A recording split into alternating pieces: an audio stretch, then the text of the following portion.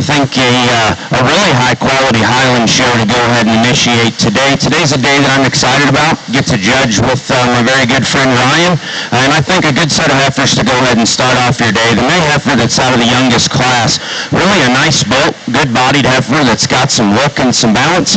I don't know if there's enough to her today. She gets a little plainer there in her head, not quite as square and level out through her hip, but you love the way she gets out and goes, compositionally very appropriate for this stage of her life. An awesome balanced one comes out of the second class, long-bodied, square-made, and good in terms of her structure. I think in comparison to maybe some of the other cattle, we could open her up underneath, give her a shot more shape and a shot more power, but love the balance, love the quality, and love the look of that female. Really a nice one follows her. Compositionally, you like where she's at in terms of frame size and condition. Long and extended up front, a square-made female, not as stout, not as soft as maybe some of the others. The heifer that comes out of the fourth class is one that initially you just gravitate to in terms of balance and presentation.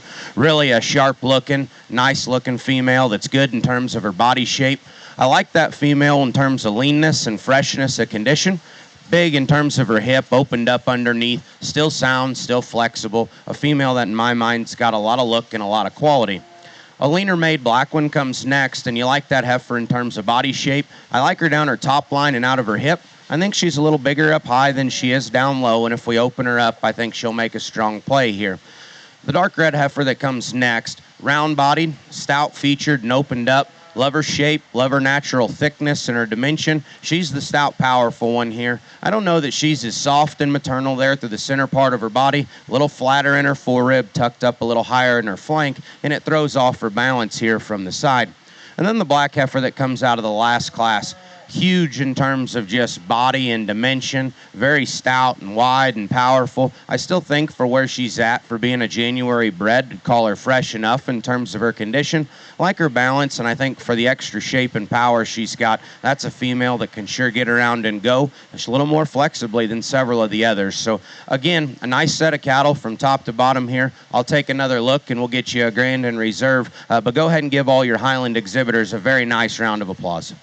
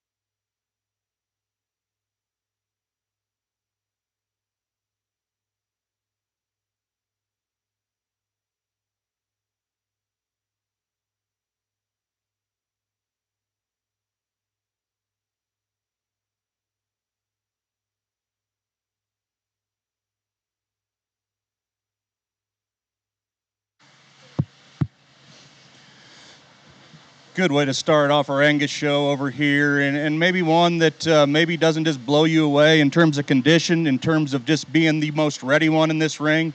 But I think when you start breaking down livestock for pieces and build and flexibility and the way that this one ties her pieces together, in my opinion, I think she's the most laid back in her shoulder. I think she's the most elegant in terms of when you set her to lead, the way she can carry her head and her neck carriage, keep propped up there. And then as you progress back in her skeleton, I think she's the widest, she's the squarest as we work out the top and the bottom side of her skeleton. And you set her to lead, she's by far the widest tracking one that is the most genuine in terms of the way that she covers her stride. A big piece one here that comes next, in my opinion, and she gives you a really, really wild look. She just needs laid back a little bit, and in my opinion, in the angle of her shoulder to get up there with our class winner. Maybe pick her up in terms of her pins and just ask her to just be a little bit more athletic in terms of her reach, but still one that's plenty basic enough in terms of her build, plenty basic enough to make a nice project on down the road for that young lady. This one here is the one that's ready, in my opinion. You look at her and she's beastie in terms of her condition. She gives you a wild look. When we set her to lead, she needs to be a little more flexible out of her knee. She needs to use her hip and hind leg just a little bit better, just not quite as composed when we set her to the lead. But one that's when she's parked, I think you can like a lot of things about that heifer. Just a nice fresh one here that comes forth, in my opinion. I think her angles work into her advantage to get her in that spot. Maybe doesn't have the big outline pieces as some of the ones up in the top side of the class, but just good, basic, fundamental kind of livestock to go ahead and go forth. Big, rugged kind of cow-built one here goes fifth. I love her body shape. I like her flexibility. Maybe gets a little outpowered in terms of her look. She's a little stouter in terms of her skull, a little stouter in terms of the crest of her neck, and just a little bit plainer in terms of her build. But still really, really, really nice livestock to go on and make a nice productive kind of a breeding piece there for that young lady. And we round out the class with a younger one, and her age is probably not lending to her, and maybe not just as much in terms of her bells and whistles as those on the top side of the class, but still a quality one that gives you a really nice look from the side. Congratulations to those exhibitors.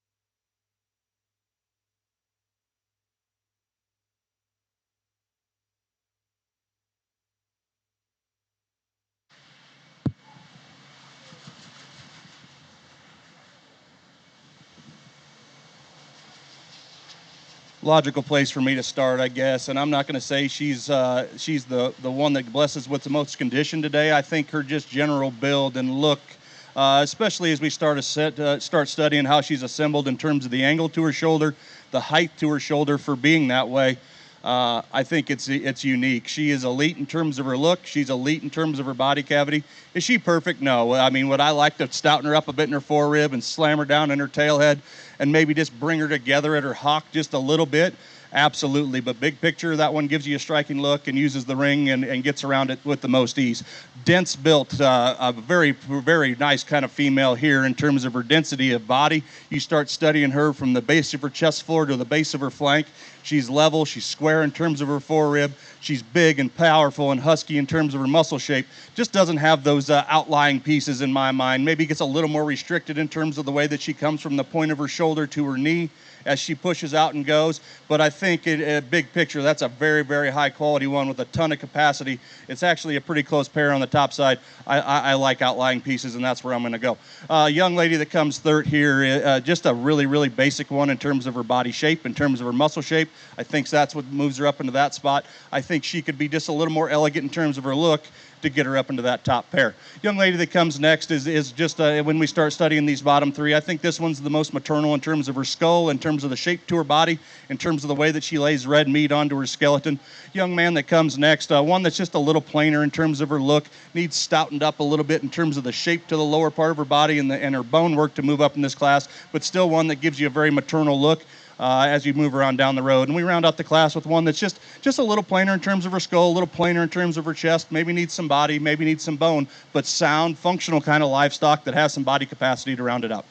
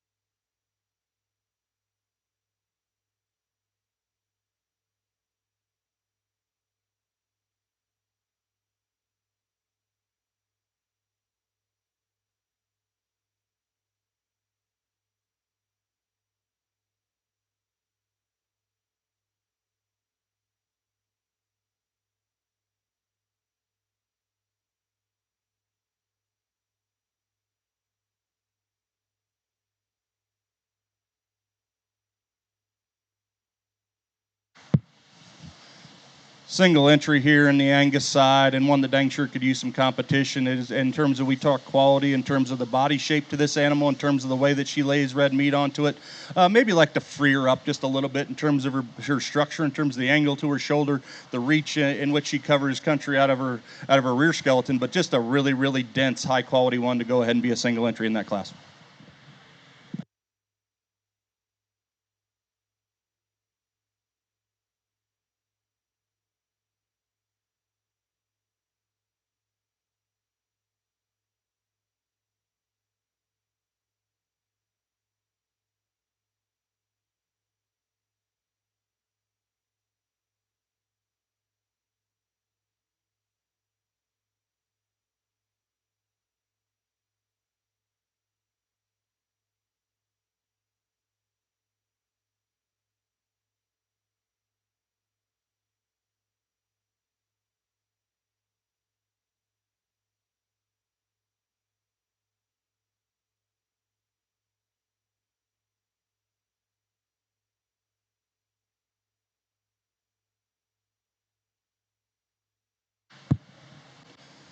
Another high quality single entry here with a June Angus female, and one, when you park her like that and get off to the side, gives you a exquisite look in terms of quality, in terms of body shape, in terms of muscle.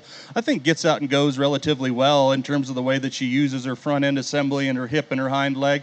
Maybe gets a little bit, gets a little higher maybe from time to time in terms of her loin or the top, or up there in her top, but still one that dang sure could use some competition. Very, very high quality one for that young lady.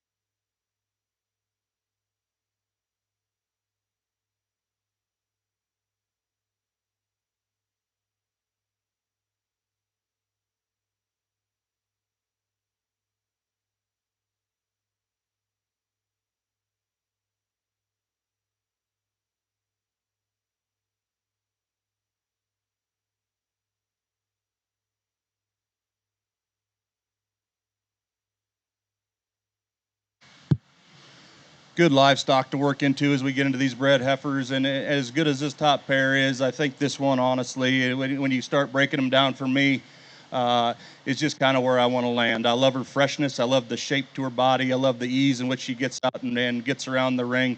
Just not a real big place to poke a hole in that heifer. Maybe slam her tail head down in her from time to time. That's me getting probably nitpicky on a very, very high quality one.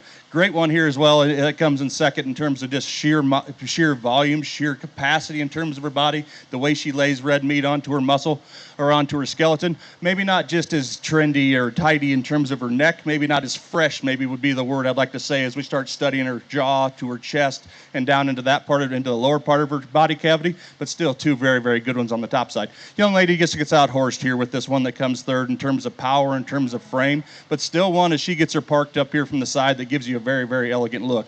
Find some kind of bull that can maybe elevate her up and then breed on her or do whatever works for your program. I guess size isn't a really big thing to me, but just need a little more cow there for me to move her up in this class.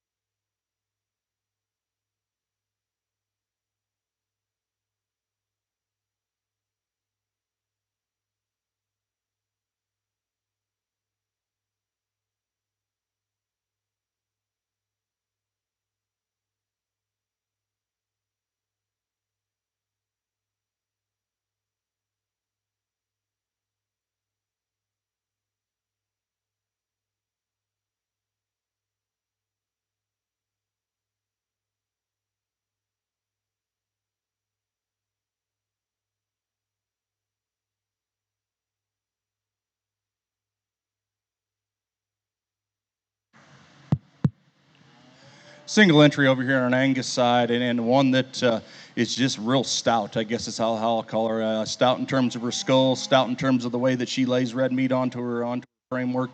Bold in terms of her cage. Maybe needs to just lengthen out in terms of her hip. Maybe just wants to tuck her hind leg up under her and go and get a little bit rigid in terms of the way she covers country out of the rear side of her skeleton. But still one that you got to appreciate for the overwhelming power that she offers.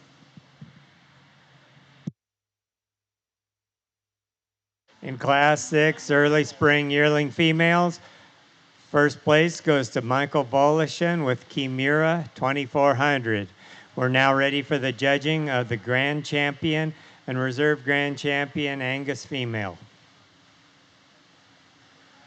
We need Tanner Ruppel and Eli Musgrave, Cooper Lindstrom, Alexis Melander, Zoe Melander, Madison Fisher, Adam Alfs, Michael Coulterman, and Michael Volish. And back in the ring, please.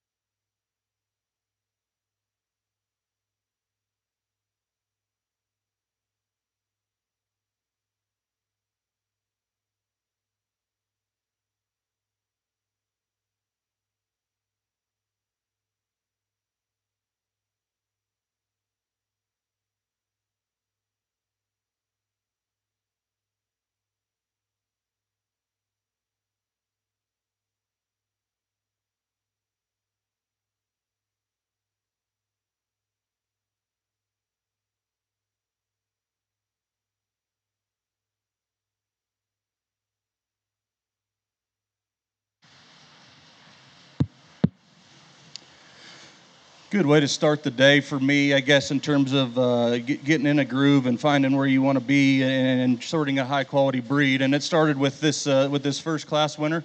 I'm not going to say that she's the most overwhelming in terms of presentation, and I'm not saying she's dressed poorly. I'm just saying she's maybe doesn't have as much hair or just grease on her right now, and I appreciate that about her. I like cattle that are fresh, that are just naturally and genuinely good livestock, and that one is that. She's so balanced in terms of, as you study her underline and you study the way that she transitions and hooks up everywhere, and then when you get right in on top of the cattle and start studying her for the shape that she has and for the maturity that she's at, I think it's really, really unique. I love her wheels. I love the way that she covers country and stays square and within herself.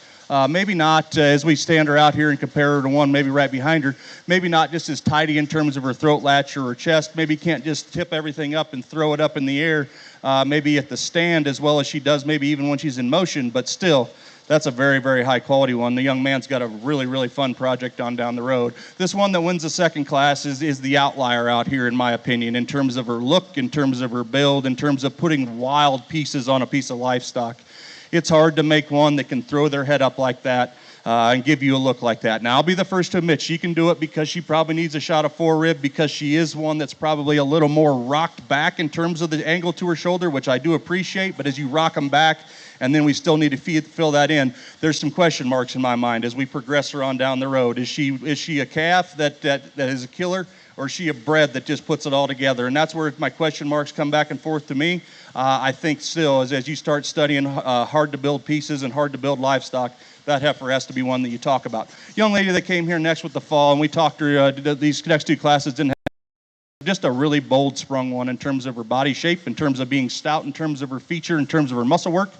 Maybe as we get her back out here, she doesn't move and get around as well as some of the rest of these, but still high-quality livestock. The summer that came here next, the June, one that you get her parked from the side, and she just gives you an exceptional look of quality in terms of maternal characteristic. I love the way when we get her parked, how she transitions and funnels in terms of her shoulder to her forerib, from her chest floor back, and the way that she sets her hip and her hind leg and everything's square as she goes. As we talked in class, she can get a little higher in her spine, and as we get her out here, maybe I'd like to, she's still a June, she's still got time. I just don't know if she's quite as far along in terms of gestation as some of these other ones, but it's not a decision maker for me. I think that she's high quality livestock that dang sure needs to be talked about in this here drive. A young man that came out of the bigger class of these breds, one that I love in terms of her freshness. I think, is she the hairiest one when we start studying them compared to the rest of these?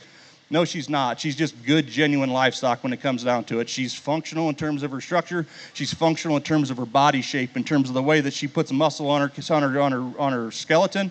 And she just doesn't have a big hole, guys, in my opinion. I think that's hard to build livestock when you take cattle that you get them to this point and they don't, maybe she doesn't overwhelm you anywhere, but she doesn't do anything wrong. It's hard to build livestock that are that complete when they get to this point in their life and still stayed fresh doing it. A young man that comes out of the last class, I talked to her, just a powerhouse in terms of her muscle. Maybe he's just a little more stale, I want to say. I don't want to say it in a bad way, but she's maybe carrying a little more conditioned shoulders forward than some of the other ones in this class. But if breeding livestock with muscle and power is what you do, this one can do it. As we talked in class, she wants to get a little shorter in terms of her hip and wants to tuck her hind leg up under and maybe not grab the surface just 100% off her rear too, but still high quality livestock. Put our hands together here. I'm going to give them one last look and we'll get you a couple champions. An awesome way to start the day.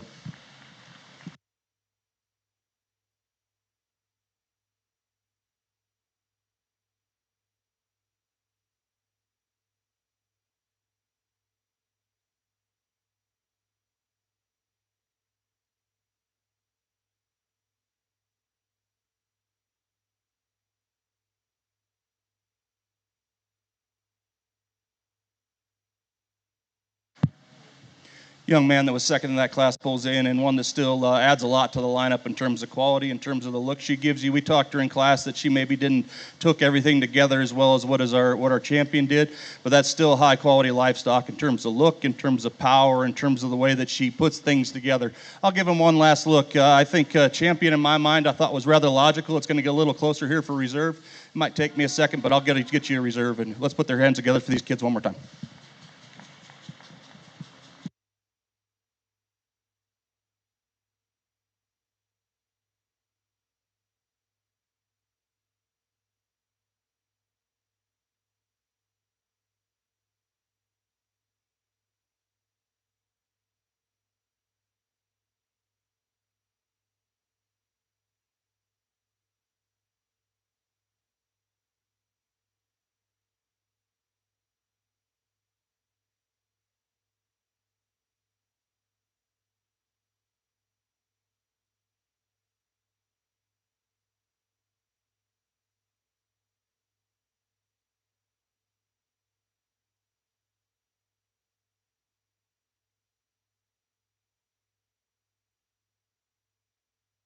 Grand Champion Angus female goes to Adam Alfs with Meg. Reserve Grand Champion goes to Madison Fisher with Lazy JB Sarah's Dream 477.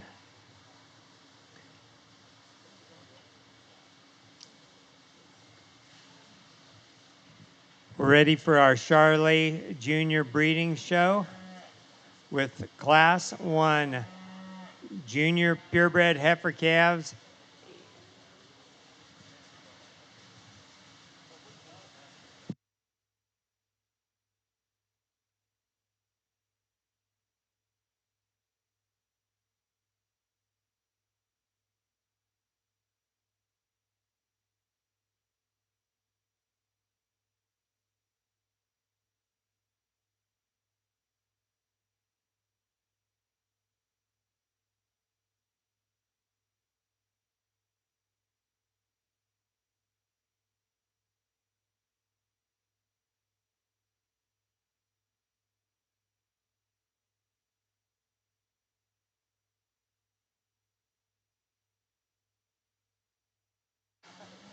Class 1 Junior Purebred Heifer Calves, Easton Hill with Carrie Underwood.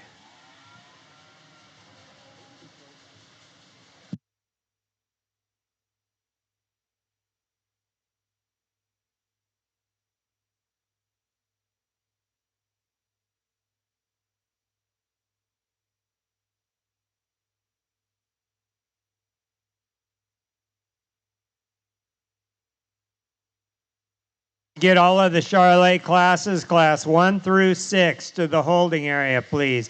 Actually, class 1 is in the ring, so we need Henry David Chapman, Sutton Hill, Calvin Hayes Chapman, Easton Hill, and Jordan Dionisio.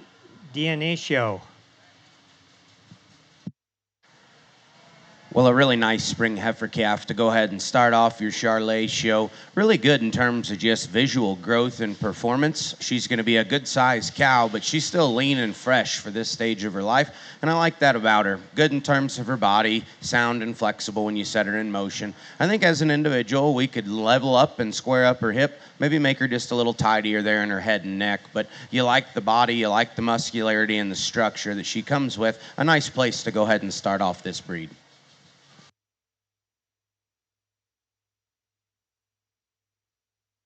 Class 1 goes to Easton Hill with Carrie Underwood. Now entering the ring, Class 2 Senior Purebred Heifer Calves, Henry David Chapman with DAL IMA Cheerleader 10M1.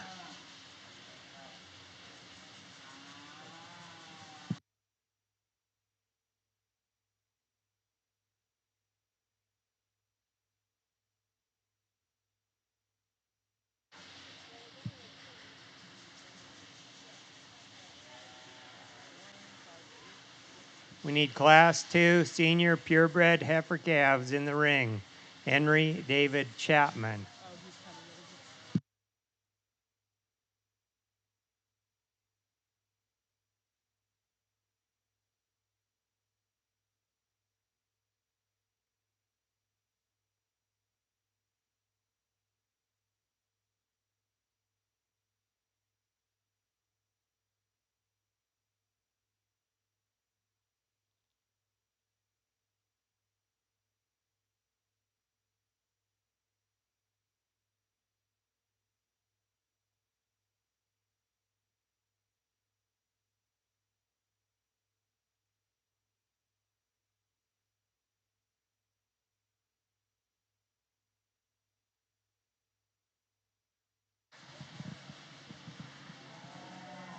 Well, sure enough, a stout, muscular one here to go ahead and start off these falls.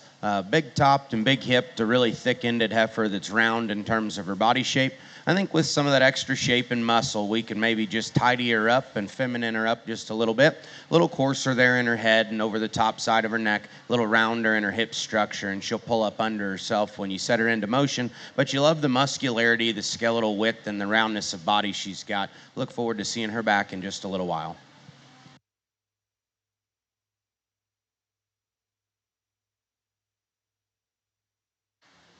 Class 2 senior purebred heifer calves goes to Henry David Chapman with DALIMA cheerleader 10M1.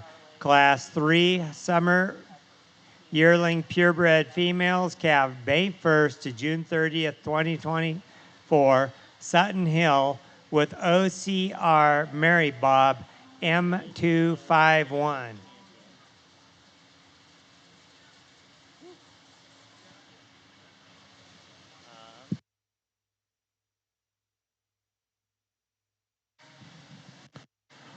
Well, another good single entry here as we start into the intermediates, and this one probably is as close to what I've seen that represents a kind that I like amongst the Charolais so far. Really smooth in terms of her shoulder, long and extended up front. She's feminine, refined, really good in terms of her body shape. I like the way that that female lays her hip and her tail head into her, gets around nice and flexibly, still honest and lean in terms of condition. So a nice place to go ahead and start off this class. Certainly a heifer that could have handled some extra competition.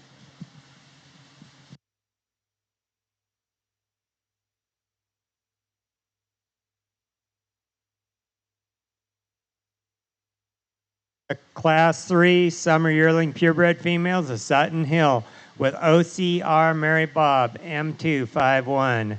Late spring yearling purebred females, Calvin Hayes Chapman with DCC Royal B Foreign Love. This is class 4.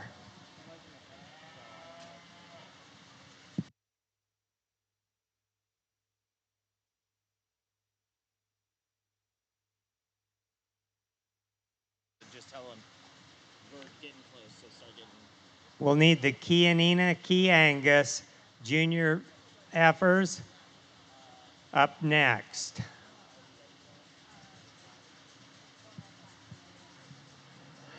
Well, a nice heifer here within this class, and perhaps my favorite look of her is just right there on the stand. Good shouldered, good looking, long bodied kind of a heifer that's square in terms of her lines. Like her balance and like the way she puts together. I think when you set her in motion, she'll get just a little wobbly in the way she handles her hind leg, pulls them together and doesn't track away just as true and square as some of the others. But you like that female in terms of length of body, smoothness, and the way she kind of balances up when you get off the side of her. Winner class 4 late spring yearling purebred females, Calvin Hayes Chapman with DCC Royal B Foreign Love. We're on to class 5 early spring yearling purebred females, calved March 1st to 31st, 2024. Easton Hill with OCR Mamma Mia M83.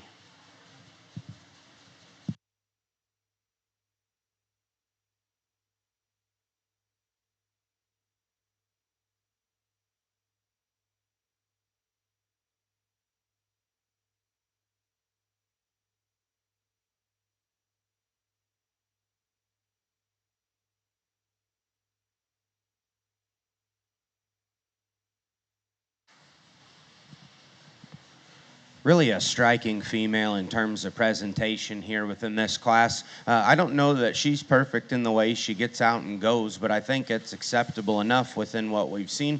You like that female's length and extension up front, really round to the lower part of her body, good in the way she transitions from her shoulder back into her forerib and the way that she carries that into her underline. Good balanced and good looking. I think as an individual, I think if we maybe just pick her up right behind her shoulder a little bit and make her travel just a little freer and a little smoother, I think she'd be one that we can really, really tie into and gravitate towards. But love the balance, the body shape, and the muscularity she's got. Still fresh and really honest in terms of her condition. That's a female that comes very highly presented.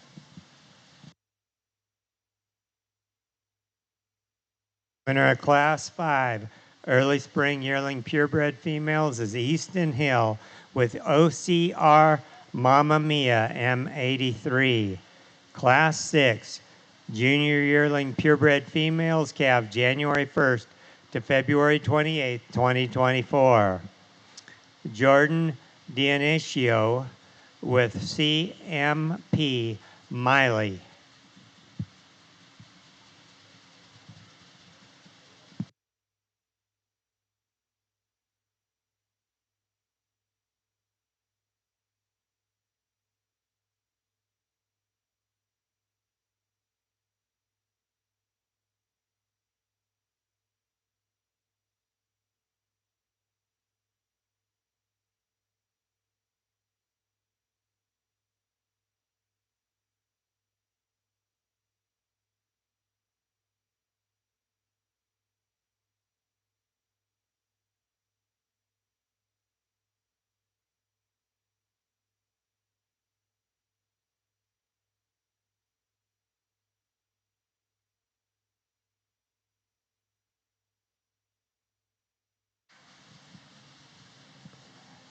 Well, really a stout, powerful one here, and one that's as opened up underneath and tracks as wide and true as probably any in terms of genuine shape and just skeletal width and natural thickness.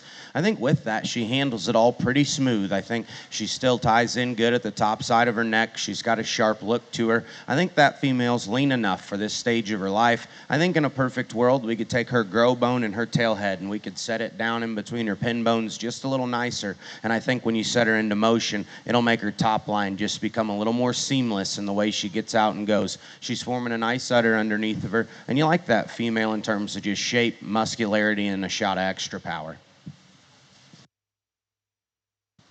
Winner of Class 6, Junior Yearling Purebred Females, Jordan Dionisio with CMP Miley. Dionisio. Leave that O out of it.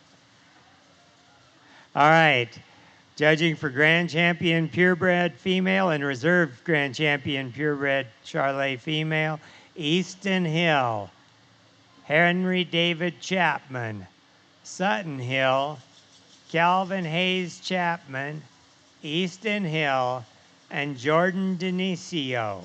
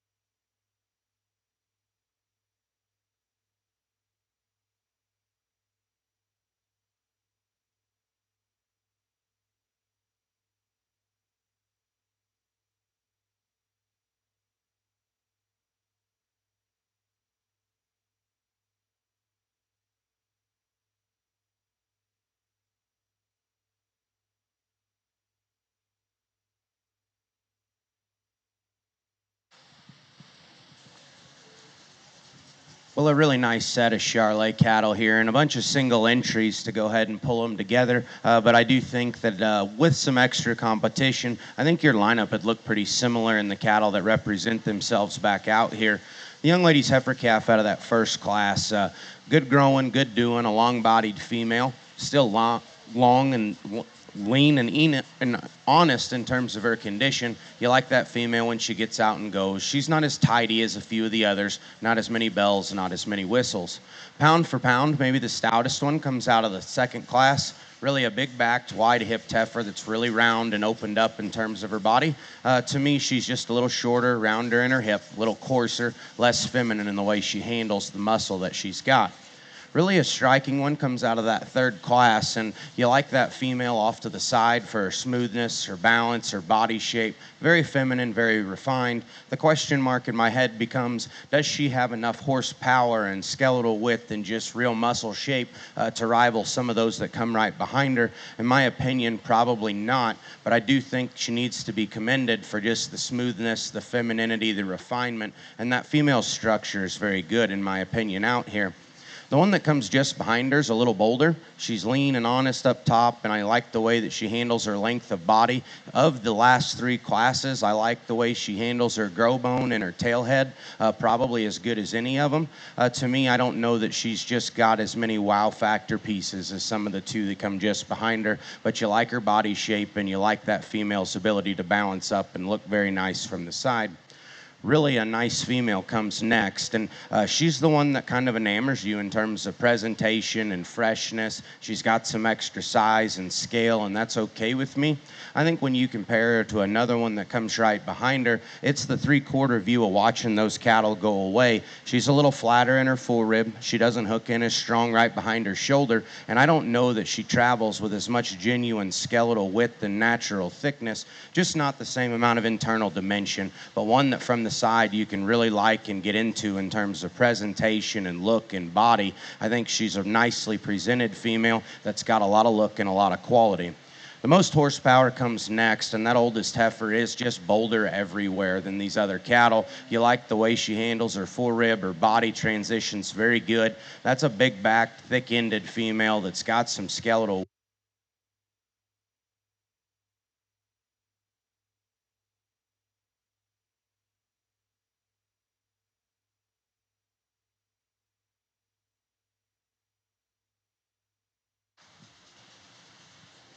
That's a female that's got some skeletal width, really true in terms of her body shape and the way she handles her muscularity and natural thickness. Like we said in that class, we could pull her grow bone and her tail head down just a little bit, and I think it'd help her just travel a little more seamlessly. But to have that much shape and that much power and still handle it the widest and truest is something that's impressive for me. So again, a nice set of heifers from top to bottom. I'll go get you a grand and a reserve. Again, I think all of these young people have done an outstanding job. Put your hands together for them.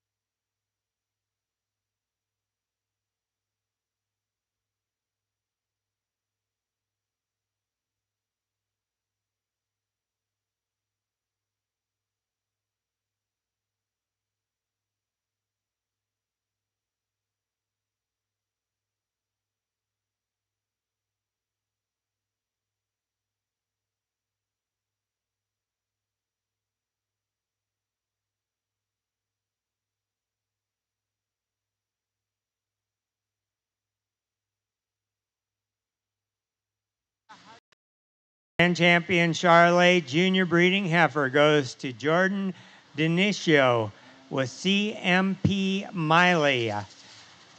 And the reserve grand champion goes to Easton Hill with OCR Mamma Mia M83.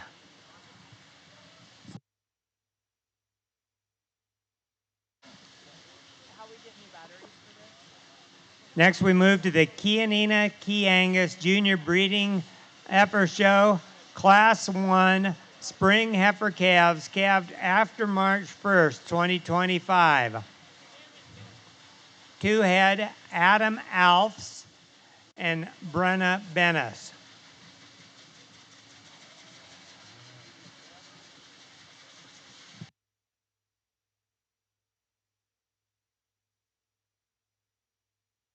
These are the only two heifers, so they will be grand and reserve champion as well.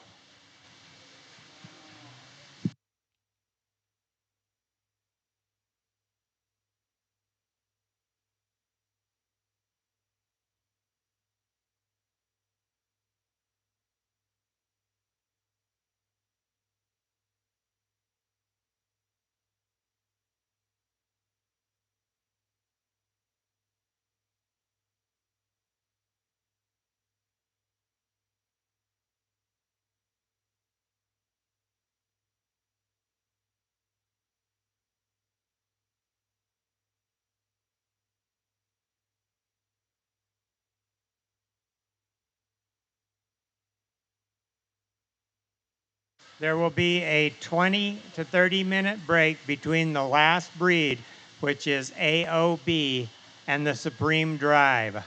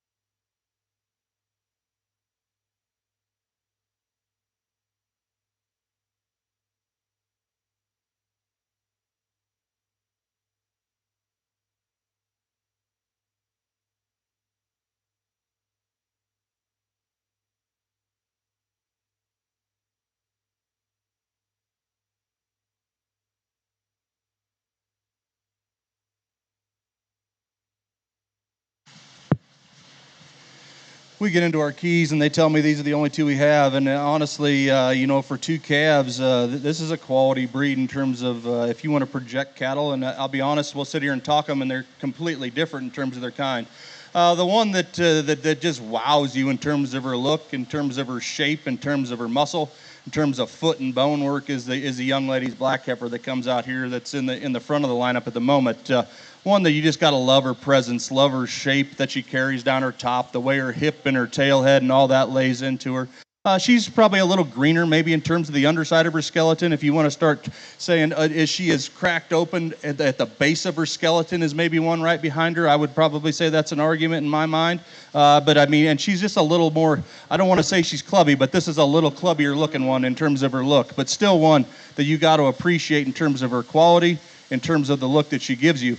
Young man with the red baldy heifer here that is standing in the back of the lineup at the moment. One that's just maternal, I guess, is how I would describe her in terms of her look, in terms of when you study her shoulders forward, in terms of the shape to her head.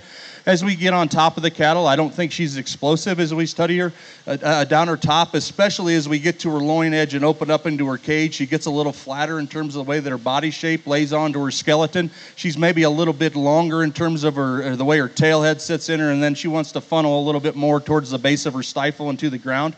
But still one in terms of look, in terms of projecting livestock, in terms of pieces and parts that go on and make big cattle. I think both of these have these, and it's all to depict how you want to manage them, what type of breeding program that you want to use them in as they go on down the road into their future. So I'll give them one more look, and I'll come out here and slap you a couple champions, but very, very nice lineup of keys here.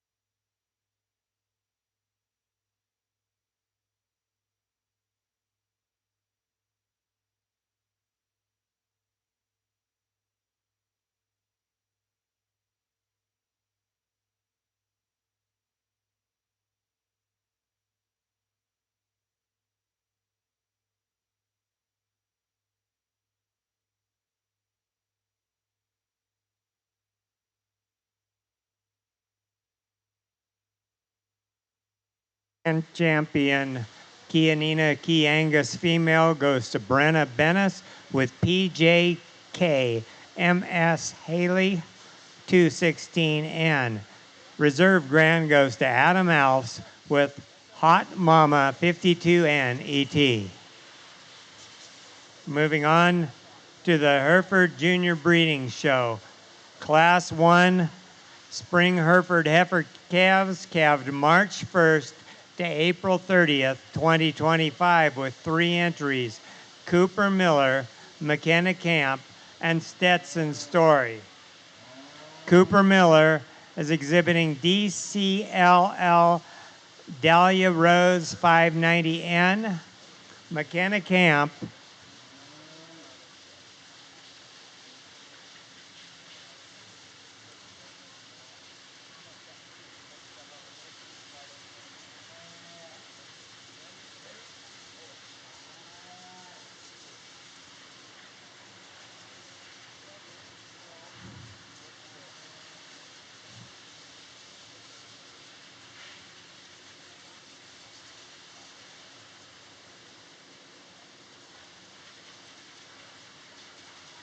There we go. McKenna Camp with JCS 170H, Dominette 5961, and Stetson Story with CRR Story 196 Eclipse 5102 ET.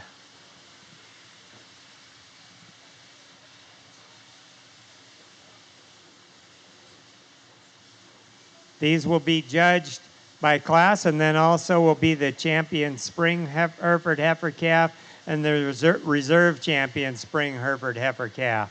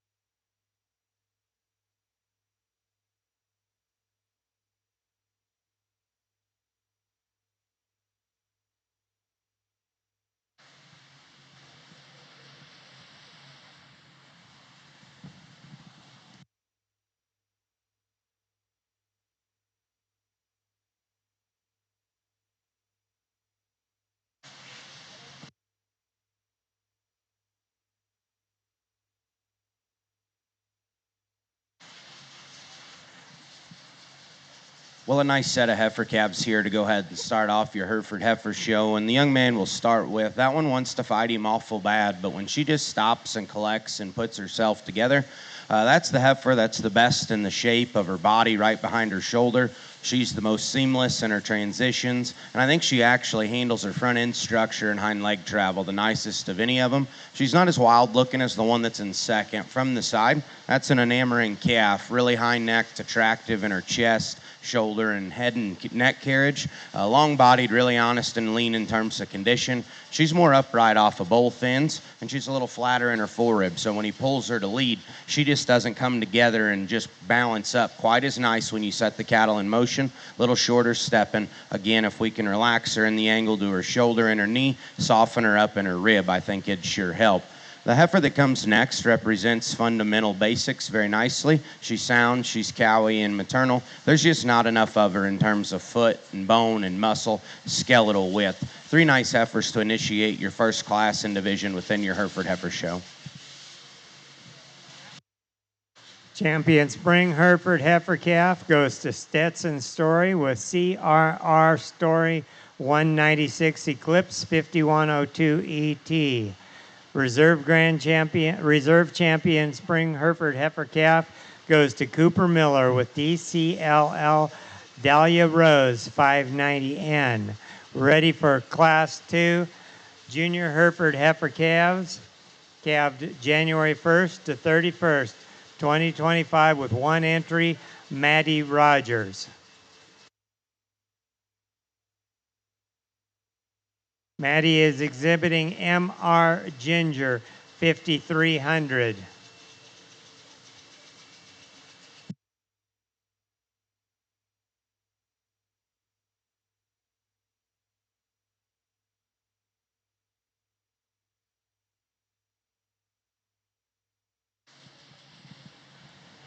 Well, just a single entry here, and this young lady does a good job getting this calf showed. I think as an individual, her heifer's good colored, big-bodied, really dimensional in terms of the center portion of her rib, soft and practical in terms of her look. I think that female gets around okay. She's not as wowy and attractive and just clean in the way that she's put together as some of the others we've seen, but you love the body shape and the cow features she's got. The young lady does a good job getting her shown. We'll see her back here in just a little while. Champion Junior Hereford Heifer Calf goes to Maddie Rogers with MR Ginger 5300. Class 3 Senior Hereford Heifer Calves calved October 1st to November 15th, 2024, 1 entry, Brayson Mayo with MYO 255 Sheila 478.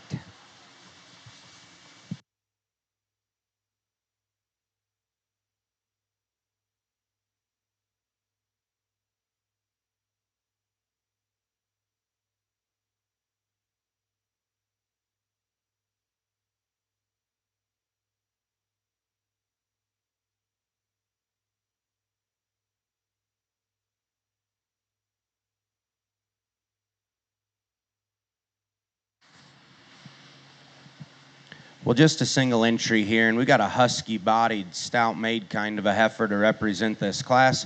Good in terms of body and muscle, boldness to her rib.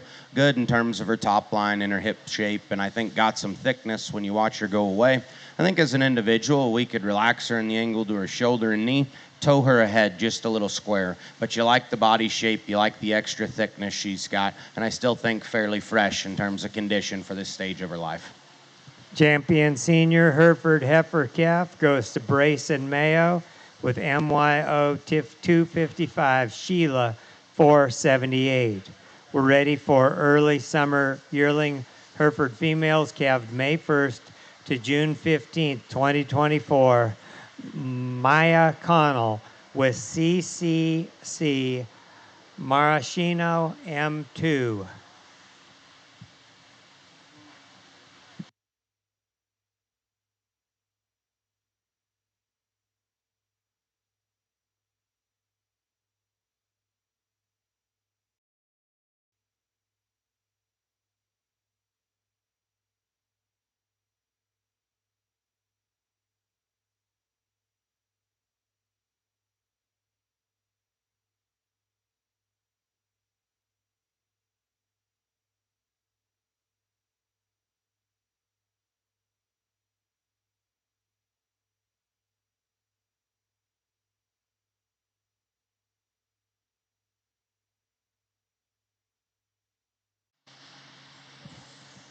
Well, really a long-bodied kind of a heifer here that's good in terms of the shape to the center part of her body. She's got some thickness and some muscle. I do think in a perfect world we could just reorganize her in the way that she's built. I think it'll help her balance up just a little bit from the side. But I do think a heifer that's got some boldness to the center part of her body. She's extra long there from just down her top line and out of her hip, and she's got some shape and some muscle. Nice heifer calf, young lady. We'll see you back in just a little while. Champion Intermediate Yearling Hereford Female goes to Maya Connell with CCC Maraschino M2. The next class is Spring Yearling Females, calved March 1st to April 30th, 2024. 3 entries: Elizabeth Jordan, exhibiting ELLA Miss Kitty 4014, Carly Coulterman with WF Rose 4126ET, and Cooper Lindstrom with LIN Miss Marigold 4422.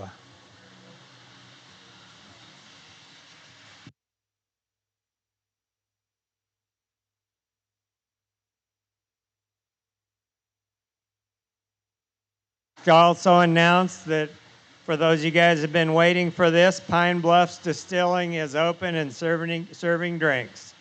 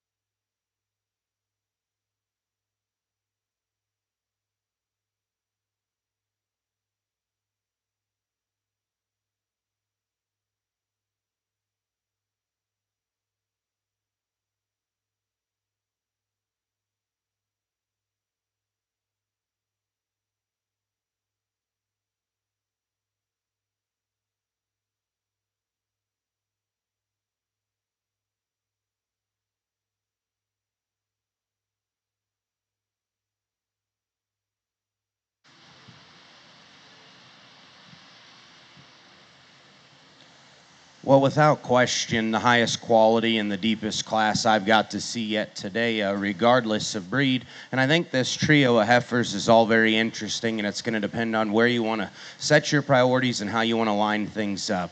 I don't think there's any question the freshest, the longest, and the most extended up front is the young heifer that we'll go ahead and start with. That April is really attractive up front. Round-bodied, square and true and genuine in her travel, the way she handles herself, and the way she balances up from the side is the nicest. Structure's probably what separates this initial pair for me.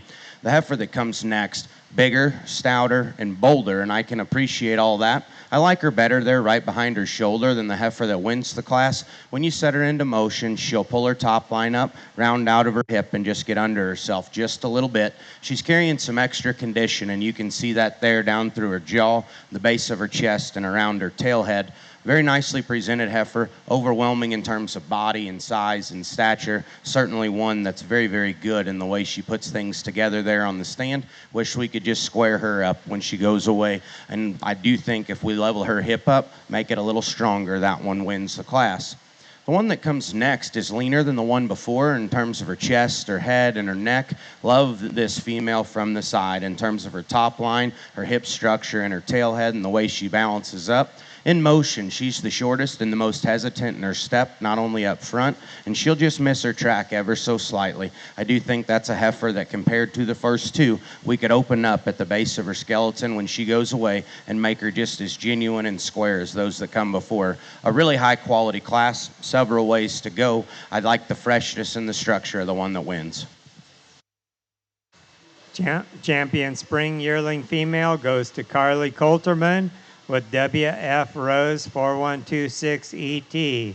Reserve Champion Spring Yearling Female goes to Elizabeth Jordan with ELL Miss Kitty 4014. Now we're ready for the judging of the overall Grand Champion and Reserve Grand Champion Hereford Female.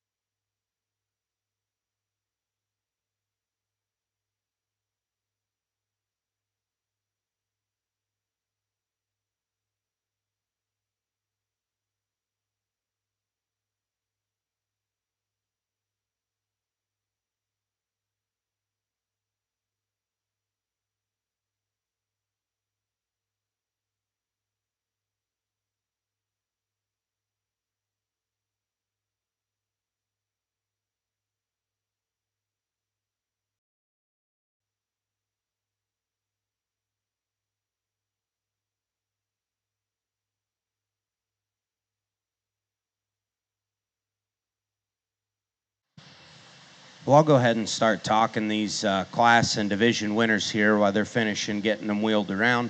The calf that comes out of that first class did so for her structure and the way she transitions. She came back in, settled in a little nicer this time, and you can get a better read on her. That's a nice heifer in terms of body shape and muscularity. She gets around sound and flexible enough. Obviously, for a youngster, I think that you wish that you could just give her the same kind of size and maturity as some of those others, stouten her up there at the ground. But you do like the way that that female ties together from the side, and when she settles in, she'll give you a balanced, nice enough look.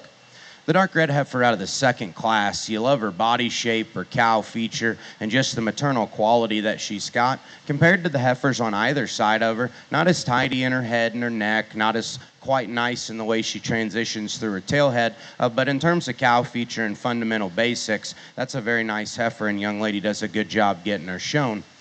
The fall that comes out of that next class is one of those that the more you study her, the more you like her, and you like her transitions. You like that female's body shape, her squareness, her muscularity, compared to a few of the others, or one of them that's in contention in my mind. Where does her grow bone, tail head, and hip structure fit in there? That's a question mark that I've got in my head, but you love her body. She's sound, she's flexible, and she's got enough to her from behind the cattle.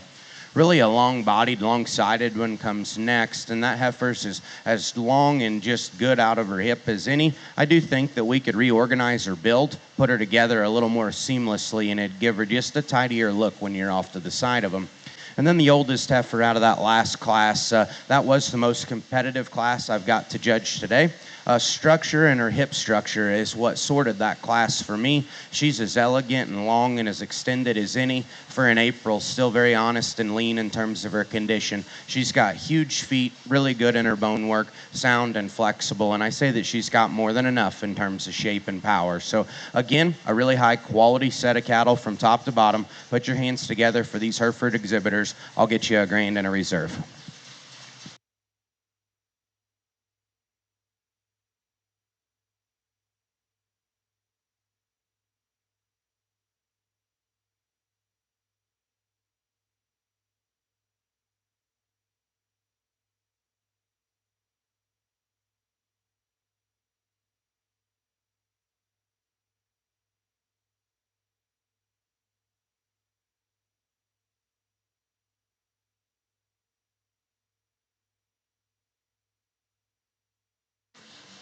Grand Champion Hereford Female goes to Carly Coulterman with WF Rose 4126ET. Reserve Grand Champion goes to Elizabeth Jordan with ELLA Miss Kitty 4014.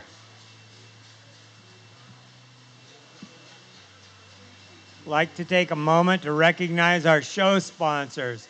Visit Cheyenne, Pine Bluffs Distilling, Cheyenne Kubota, Tenco, Equipment Share, Stock Show Secrets, ADM Showtech, Murdoch's, Cooper Specialty Feeds, Freeman Showbox, Miranda Simpson State Farm, Transova, Essential Feeds, First Northern Bank of Wyoming, Wyoming Hereford Association, Grow Business Solutions, Freeman Livestock, Freeman Law, Mandy Weber, Uncle Fred's, and Showtimes. Like to say thank you to Showtimes for all they do for our show. They provide banners for the top 5, and this year they're sponsoring a fitting contest on Saturday. We have one head in the Limousin and Limplex, Molly McCurry with Campbell Purple Haze 2470M. This will be the Grand Champion Limousin female. Well, I get the privilege to sit out here and evaluate this single entry, and honestly, I don't know if you'd have brought more competition if they would have need to come, because this is high quality livestock. This one, in terms of her build, in terms of her bone work, in terms of her shape to her body, in terms of the way she stays so composed and seamless in terms of her top line as we set her into motion. I love her freshness in terms of, as you study her skull and the side of her neck. Yeah, she's got some depth to her throat latch, but that heifer is lean in terms of her condition. You can see it as you study her in terms of the shape to her sternum, and still to be that lean. When you get cattle with sternum, that's not a big thing for me. That's just the way they're built. It's when you feed sternum and chest into them that it bothers me. And that one's shaped to her sternum for as lean as she is fully acceptable to me. Big outlying pieces in terms of how that one's built for the breed that she's in. Young lady was sitting over here this morning getting her hair done, and she told me that she was going to be a single entry, and I said, well, if I make you reserve, I think we'll still get you to come back. But young lady, you're not going to be reserved. This is high quality livestock. Fun to evaluate livestock. Let's put our hands together for this young lady. Excellent single entry in this Lemmy division.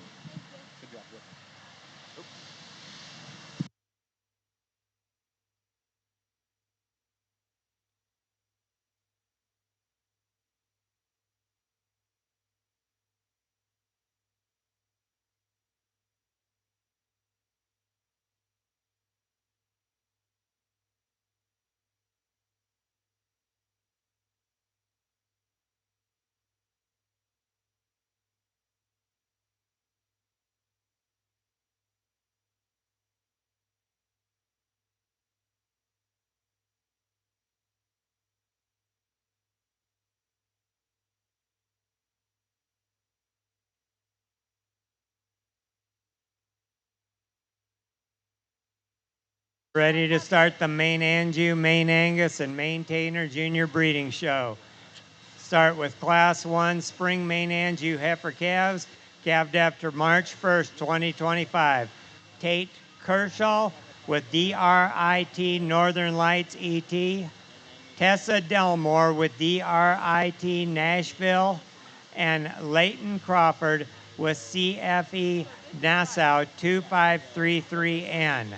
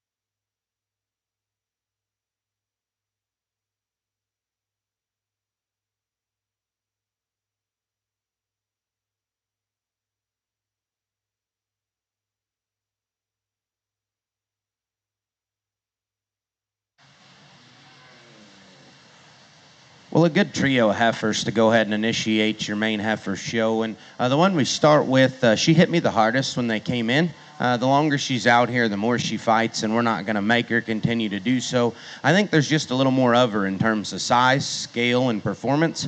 I like the length of her cannon. I like the length of her front end just a little nicer. And I do think for some extra foot and bone, she's got some extra substance to go along with it. The one that's going to be in second's leaner. And I really like that heifer in terms of her head and her neck and her shoulder and the way all of that transitions in.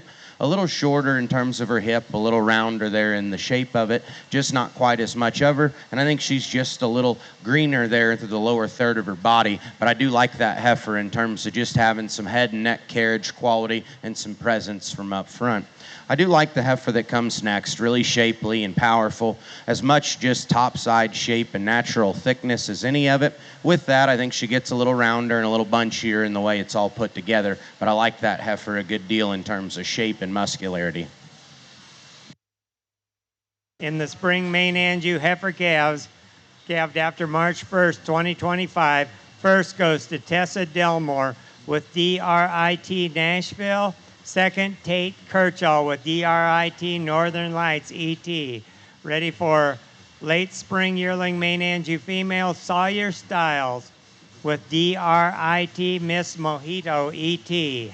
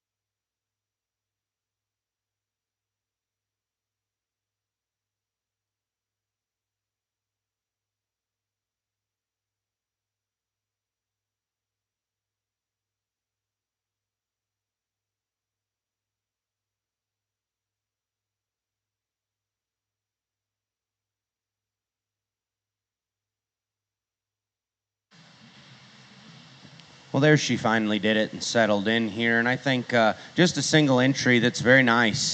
Good bodied, good structured, good muscled, kind of a heifer that's still fresh in terms of her condition. She's got a little chin or jaw there, and that's okay with me. It doesn't bother me, but I like that female's foot quality. I like her body shape. I like her muscularity and her substance. When she finally settles in and she'll give you a look, I think there on the move's probably as good a look as any. She's extra long bodied and good in terms of her hip structure. I like that female in terms of just presentation and the way she fits together. In Class 2, late spring yearling Main-Anjou females, first place went to Sawyer Styles with DRIT Miss Mojito ET. Class 3, Tessa Delmore with DUP Movin' Ziggy 419 MET.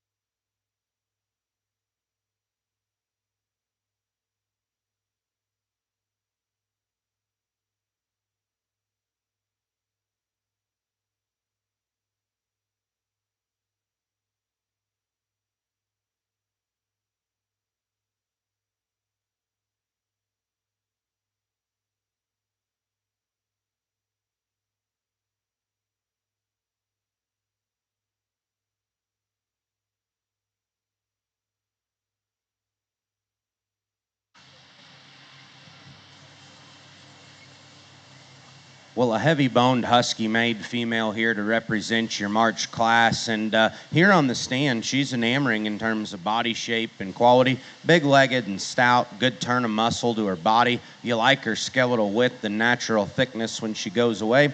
I think when she pulls her to lead, she gets just a little off there in the way she handles her top line and her tail head, but you like her foot, her bone, her freshness up front, and the way that that female balances up. She gives you a darn good look from beside the cattle.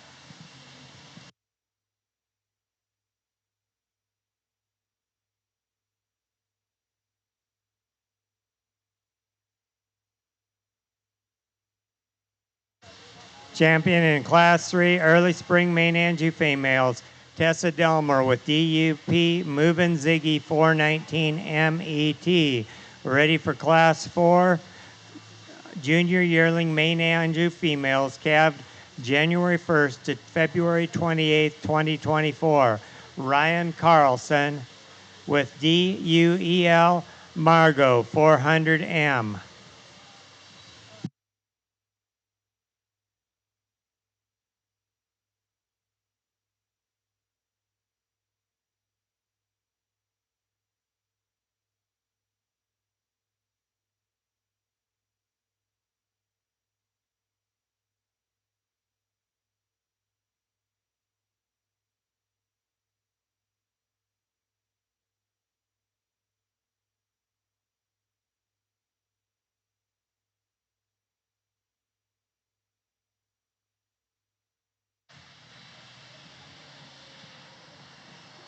Really a nice single entry February heifer here, and I think just the way that female transitions is so nice.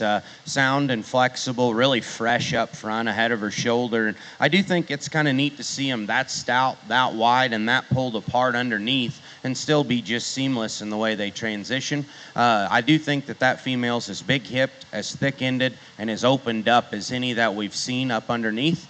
Does she handle it perfect in her hip and her hind leg travel? No, probably not, but that's okay with me because it's rare to find them that stout, that opened up, and that powerful, and still have structure in a way that doesn't concern you. Flat-shouldered, long-fronted, beautiful in her head and her neck shape there. Really highly presented, fresh in terms of presentation. That's a nice heifer.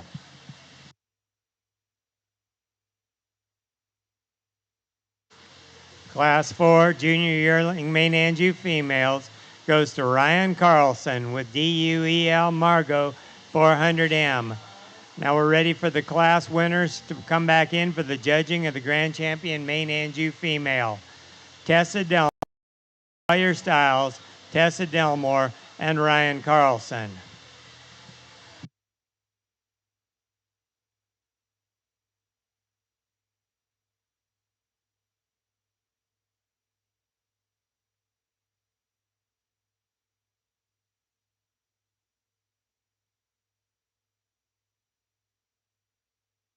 As soon as we're done with the Main-Anjous, we'll move to the miniature Herefords.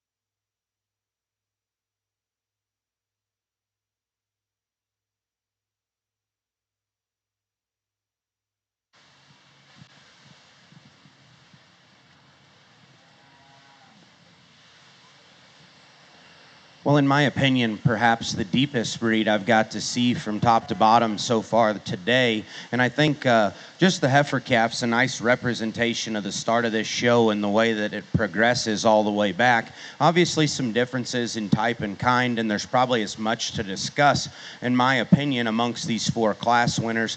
Your heifer calf, high-necked and round-bodied, got plenty in terms of foot and bone and substance. I think a female that's got a nice future to her. She's a calf. She's got to settle in, figure it out, and when she does those things, I think she can come together and look as nice and sharp as any. Really a good structured, good balanced maternal ones out of that second class. Again, we talked, if we could change her, I think just the shape of her head and down in through her throat and her jaw just don't tidy up maybe as good as the two that come behind her. But perhaps the biggest question mark in my head, while she is fresher than the two that come behind her in terms of being leaner compositionally, is there enough pry? Is there enough shape and dimension and just true thickness within that calf when you start to compare to the cattle that come behind her? I don't know the answer to that. The one that comes out of that third class, again, your favorite view of her is right here on the stand.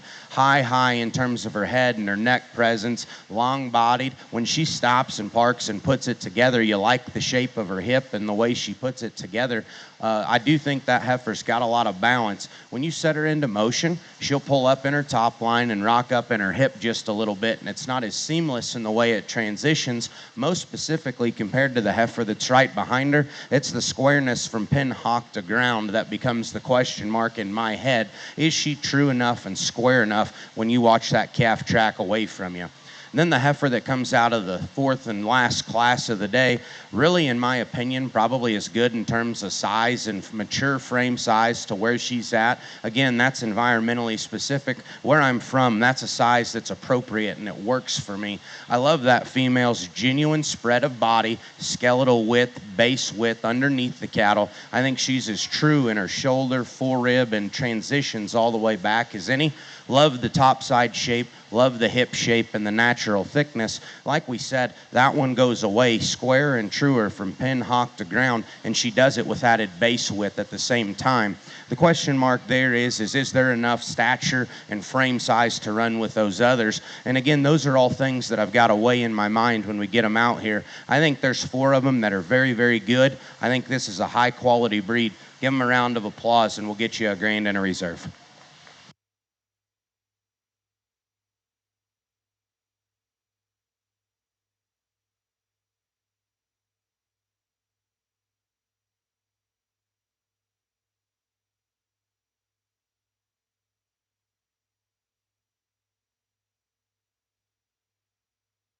And champion goes to Ryan Carlson with DUEL Margot 400M. Reserve to Tessa Delmore with DUP Moving Ziggy 419M ET. We will move on to the miniature Herefords, then the Red Angus, Shorthorn, Simmental, and then Speckle Park British White. And and then we'll move to the percentage show.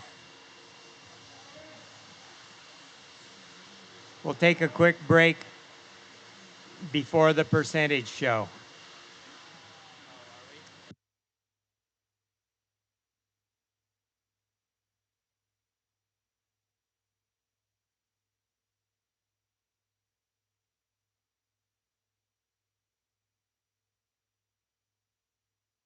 Ready for the miniature Herefords?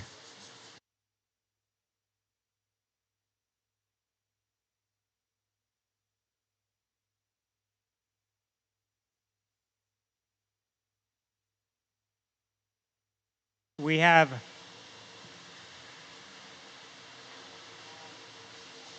two head, Riley White.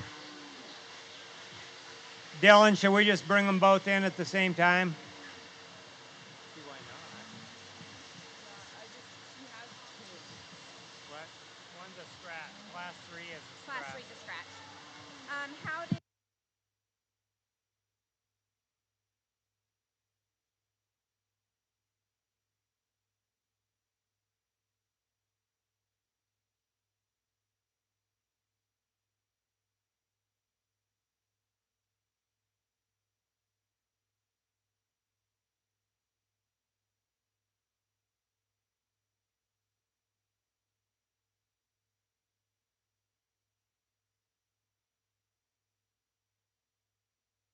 Miniature Hereford breeding heifers. A spring heifer calf calved after March 1st, 2025. Riley White with AK Queen Nala 253 ET. And a junior heifer calf calved between January 1st and February 29th, 2025. McKenna Camp with THF Miss Janet Ray 512.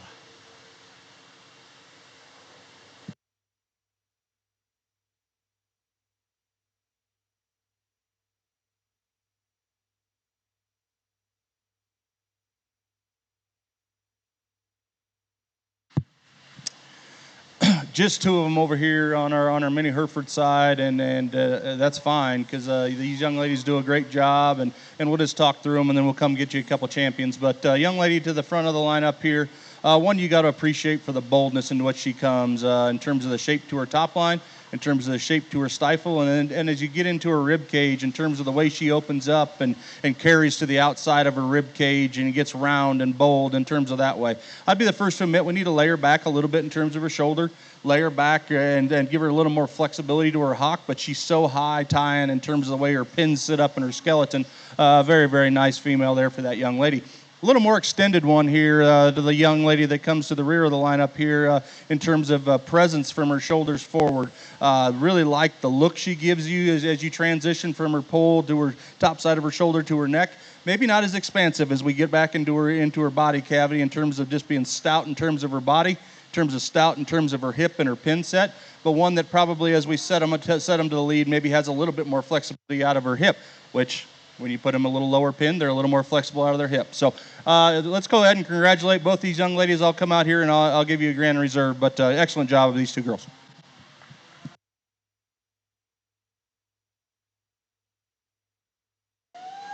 So that's Riley, right?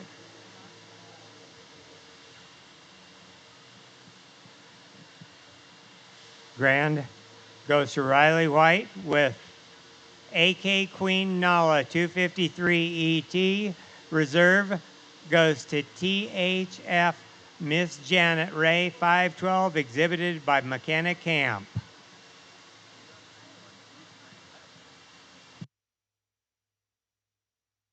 Move next to the Red Angus.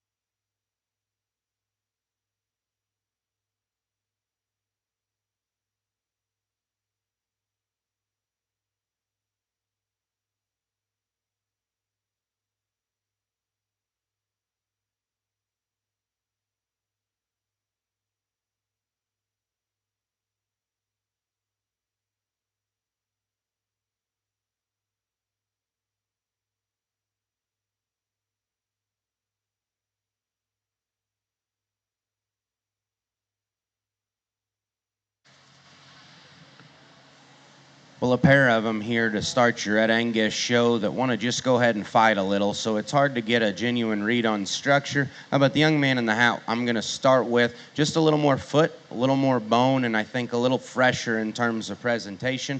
Tidier in her chest, her head, and her neck set just balances up with a really nice look from off to the side.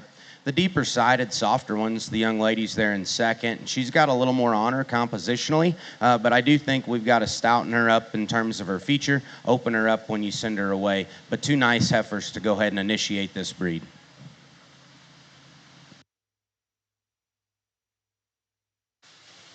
So we need Class 2 junior heifer calves, Red Angus, to the show ring.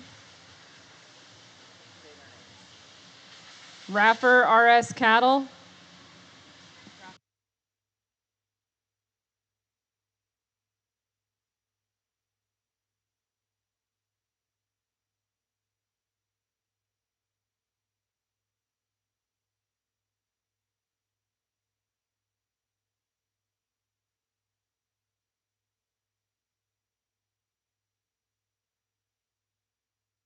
Then we need Class 3 late spring yearling females to be coming to the ring. That's Jessie Coyle. Results from Class 1 spring heifer calves.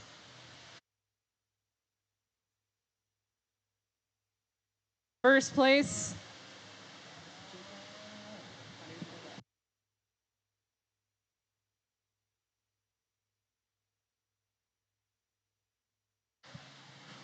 Long-bodied, level-designed heifer here to represent this class. Good in her top line and her hip structure and the way her tail head ties in. She's long and extended up front. I do think as an individual, if we relax her in both her rib and structure, it'll soften her up and just give her a tidier look from the side. Love the length of body, love the leanness and where she's at for this size and age of her life. Good heifer to represent this single entry class.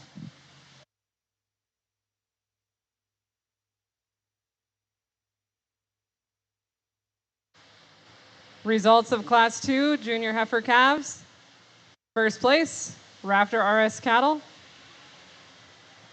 We need Class 3 late spring yearling females, Jessie Coyle, to the show ring. Class 4 early spring yearling females, Tanner Ruppel, please be making your way to the show ring.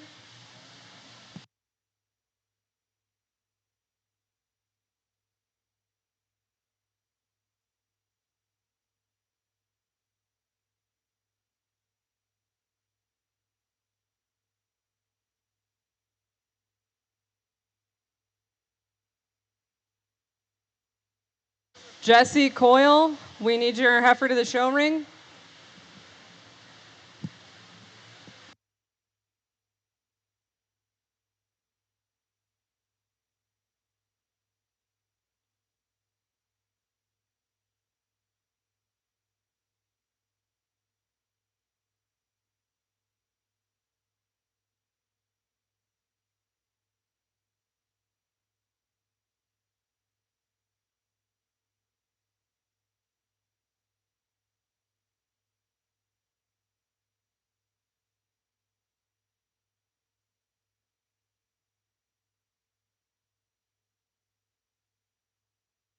Last call for Jessie Coyle, Class 3, to the show ring.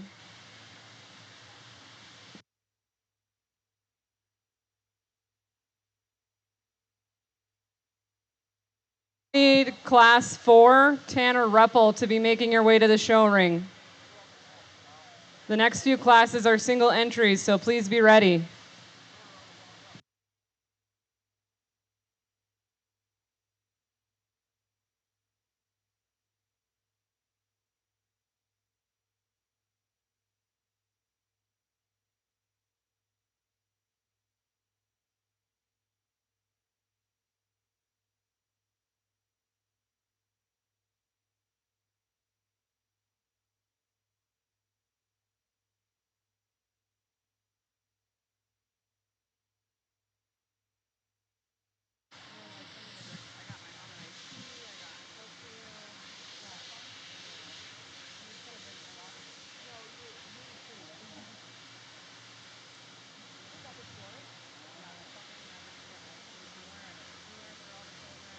So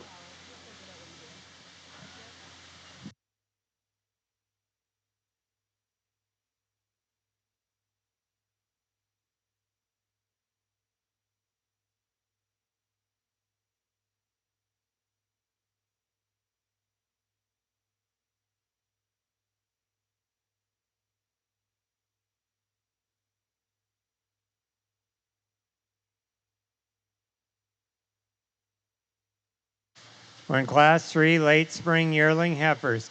Jessie Coyle exhibiting TMAS MS Max.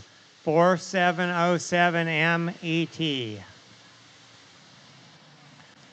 Well, a nice single entry here, and I think maternal's the best way to describe her. Just really good in terms of her fleshing ability and look, her structure. She's cowy in terms of her head and her neck and her body shape.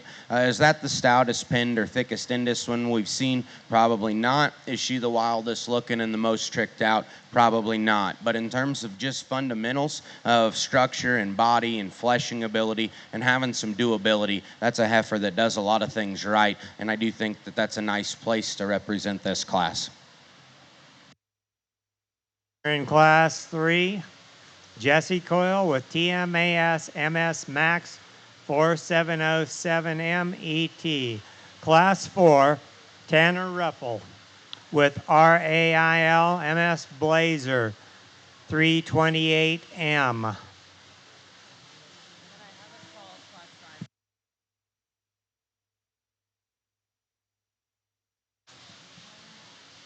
Class 5 will be on deck with Allison Strandberg.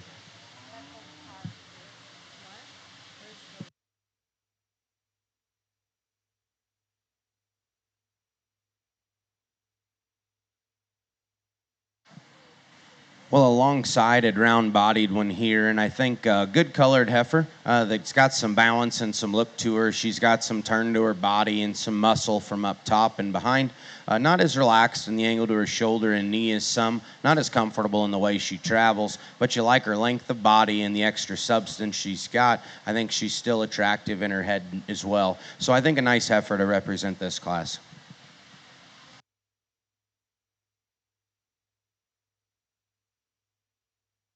Winner in Class 4 early spring yearling females is Tanner Ruppel with RAIL Miss Blazer 328M.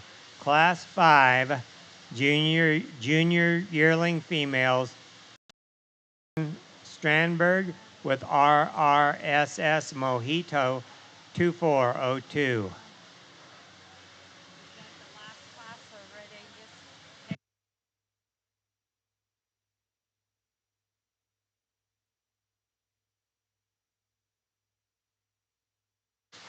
After the Red Angus, we'll move immediately to the Shorthorn. We will need all of the Shorthorn classes, class 1, 2, 3, and 4, on deck. Big scaled, long-bodied one here, and I think one that's just overwhelming in comparison to what we've seen in terms of size and scale and visual growth and performance. I do think as an individual, she's a little straighter in her shoulder and knee, a little rounder in her hip structure, and when you set her into motion, it hollows her body out just a little bit underneath. But I think from the side, you like her length and extension, head and neck carriage is very good. A female that's got some foot and bone under her as well. Just need to soften her up, maybe rearrange her structure just a little bit.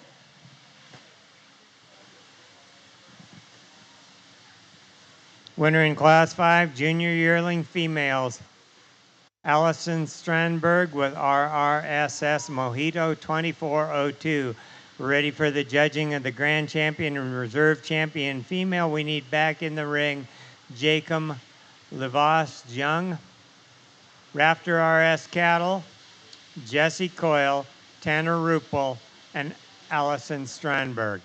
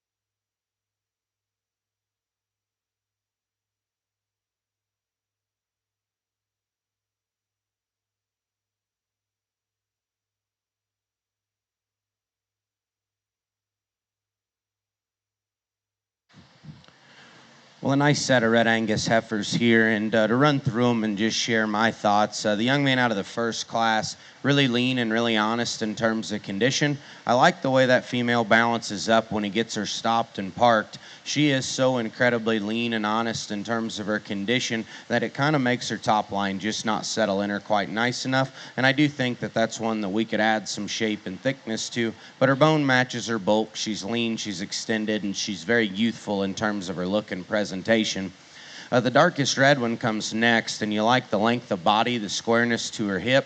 I think we need to just soften her up in both her rib and her structure, but you like that female in terms of just her added length of body and the way your neck comes out of the top side of her shoulder.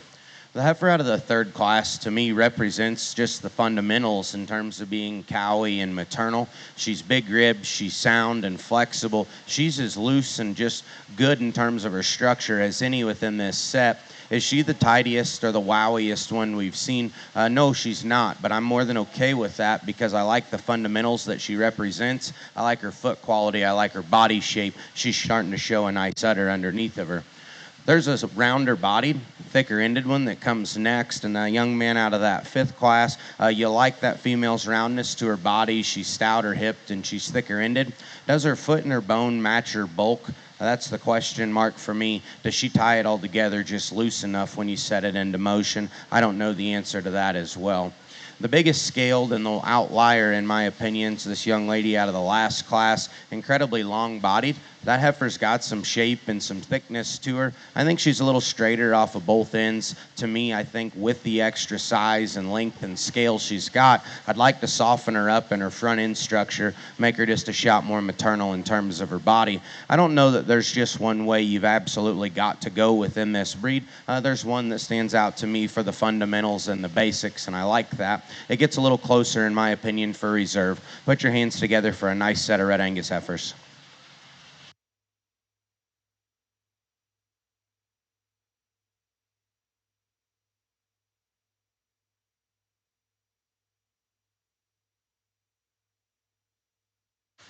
Grand Champion Red Angus goes to Jesse Coyle with TMAS MS Max 4707M.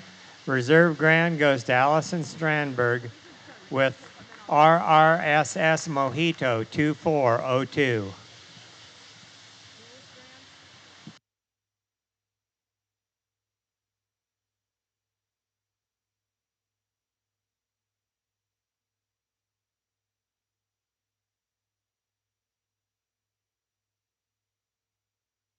We'd like to say a special thank you to Purina Feeds for providing the exhibitor numbers and ask you to visit our mini vendors out in the lobby. Also, Pine Bluffs Distilling is set up right up here in the tent. They're one of our Grand Champion sponsors. They have donated special Cheyenne Livestock Expo bottles of whiskey for the past 5 years. They're open for business and welcome your business.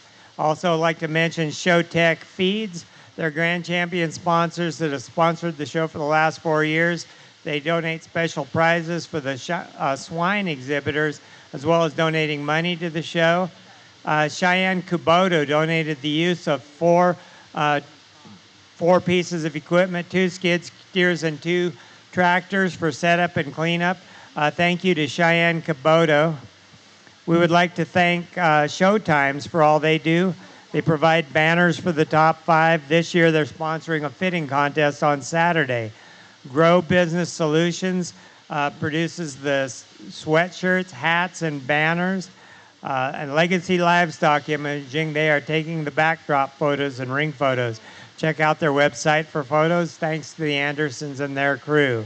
We have in the ring, Class 1, Spring Heifer Calves, Briley Rogers with RRCC Raylin 5096, and Reese Cobb Kaler with KS Miss Ruby MV 384N.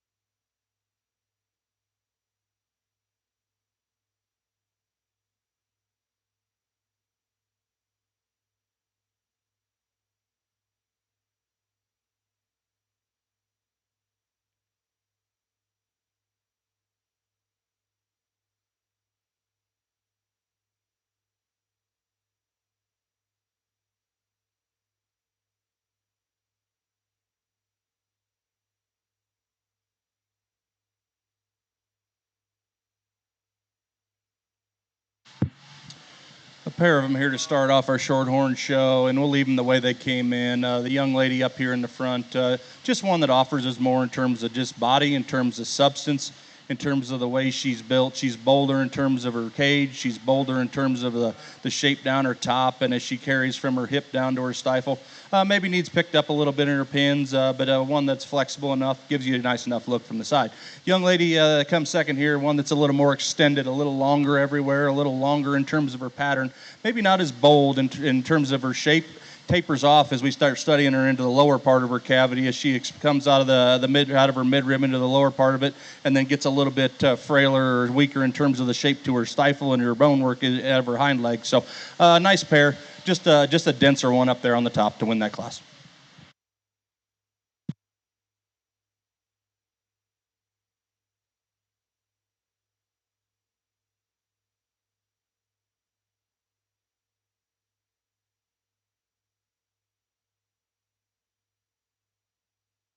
Class 1, Briley Rogers is first with RRCC Raylin. Reese Cobb Kaler second with KS Miss Ruby MV. Class 2, Junior Heifer Calves, Reese Locke with WSCC Steck Chelsea DM 548 NET.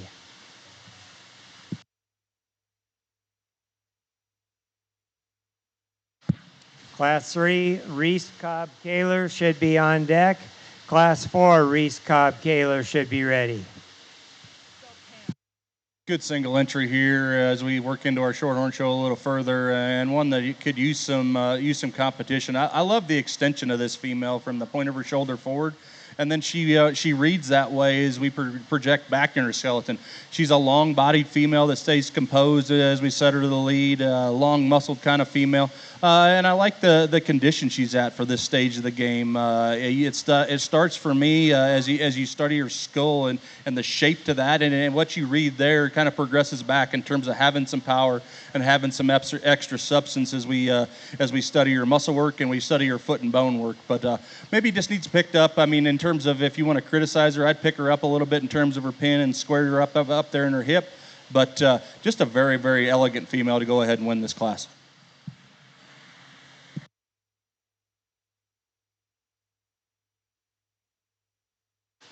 Class 2, Junior Heifer Calves, Reese Locke with WSCC Steck Chelsea DM 548 NET is the class winner. Class 3 Winter Heifer Calves, calved November 1st to December 31st, 2024.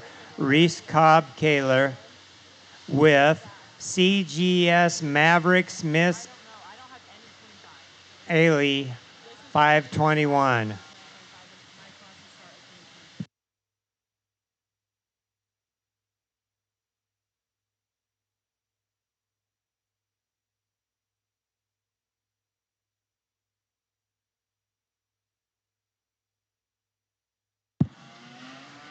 Another single entry over here on our Shorthorn side, and just a nice, elegant kind of a Shorthorn female. I like the angle to her shoulder. I like the length that this one gives us in terms of her body, in terms of the shape to her body. Has plenty enough in terms of her shape to her muscle and her foot and bone work. Just a really, really easy kind of doing type of Shorthorn heifer. You want me to pick on her a little bit? I'd maybe stouten her up in terms of her skull, in terms of her muzzle, just a freckle, and that's kind of how she reads as we get back down there. She's got enough muscle, but she's not overwhelming in terms of it either. But just a very, very nice, logical, easy class winner here. So nice job, young lady. 3 goes to Reese Cobb Kaler with CGS Mavericks Miss Ailey 521. Class 4 Senior Heifer Calves, calved September 1st to October 31st, 2024. Reed Cobb Kaler with CGS WW Augusta Pride 519.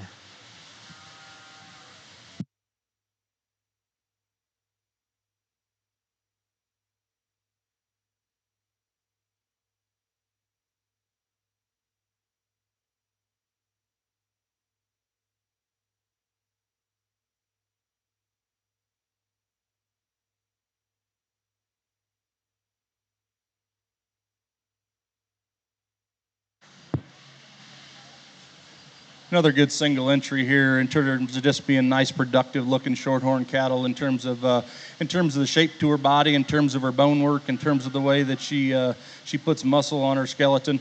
Very refined about her front end in terms of her neck, but still has enough spread to her skull and enough shape in terms of that to progress back in terms of my mind. And one that it gets stout enough. She's not the stoutest one we've seen in this breed by any stretch of imagination, but I think her balance and her quality of look that she gives you from the side, very, very nice class winner here for this young man. Congratulations to Reed Cobb Kaler for CGS WW Augusta Pride 519. We'll have the 4 class winners return to the ring for the judging of the Grand Champion Shorthorn Junior Breeding Female.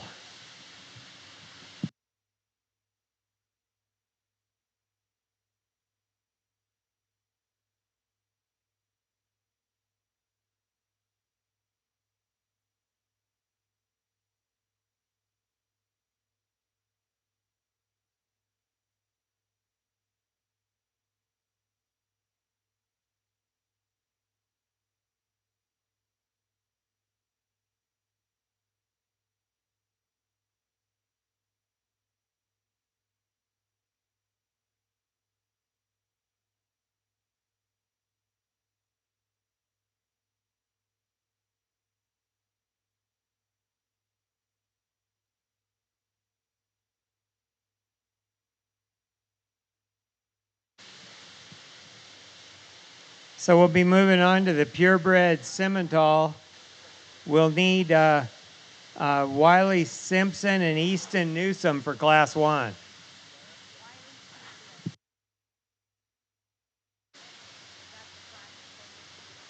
Yeah. Yeah, you were right.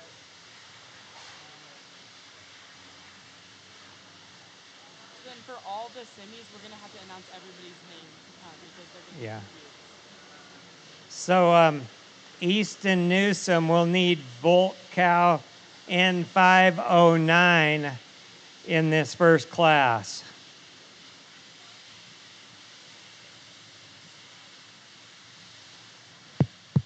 Let's go ahead and put our hands together for these young people as we work through the end of our shorthorn drive. I wasn't blessed with numbers, but I think as we settle down and we get these cattle back out here, it's a very nice, solid kind of lineup. Young lady that wins that first class, she, the only real decision I had to make in a class there throughout the day, or throughout this breed, I should say, and one that just won that class in terms of being the dense one, in terms of being the bold ones, in terms of her body. As we start comparing her to some that come further down the lineup, she doesn't maybe strike us with as much look or as much substance as some other ones in terms of just foot bone work and putting pieces together, but still a very functional kind of female. Young lady here with this one that wins the second class, one that's just enamoring in terms of her look, and her color draws you in. And I'm not going to say that the color's quality, but it just draws you in. It makes you say, hey, I'm here to show. But you got to love her extension up front. You got to love her length of spine. You got to love the way, for one that is kind of longer body, she gets out and flexes and goes. I think as she leaves us, I think she's the truest in terms of the squareness from her hooks to pins to stifle to ground. I think she does a lot of things just very, very well. Very, very enamoring kind of female to go ahead and win that second class. Nice functional one here, the young lady that wins the third class in terms of just having some body shape and having some doability about her. Maybe doesn't just hook up as terms of have the wild pieces as maybe one other one in this lineup or two, but still a very, very high quality one in her own right. Young man that rounds out a moderate one, and that's okay. I like the shape to her body. I like the elegance that she projects shoulders forward. Maybe doesn't have the big outlying pieces as one other one out here in this lineup, but still really, really high quality, productive kind of shorthorn livestock. So go ahead and put her hands together. Young lady out of her second class is going to be our champion. Young man out of our fourth class is going to be reserved. Give him a hand. Congratulations to Reese Locke for Grand Champion Female WSCC Steck Chelsea DM 548 NET. Reserve Grand Champion Reed Cobb Kaler with CGS WW Augusta Pride 519. We're ready for the Simmental Junior Breeding Heifer Show. We'll start with junior heifer calves. Easton Newsome and Wiley Simonson.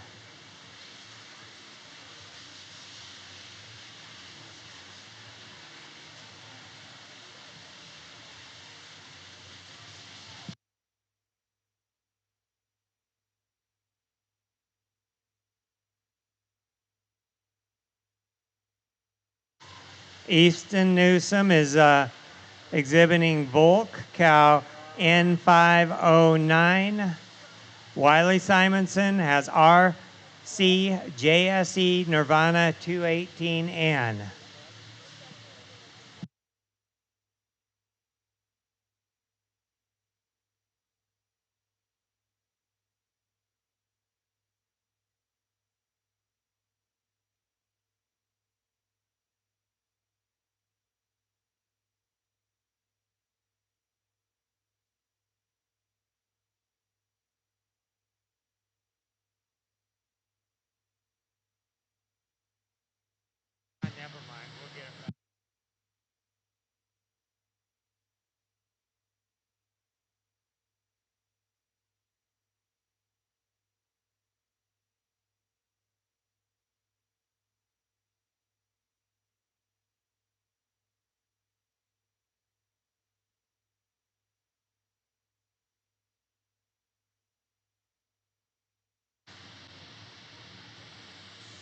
Okay, we have Easton Newsome exhibiting Volt cow N509 and Wiley Simonson exhibiting RC JSA Nirvana 218N.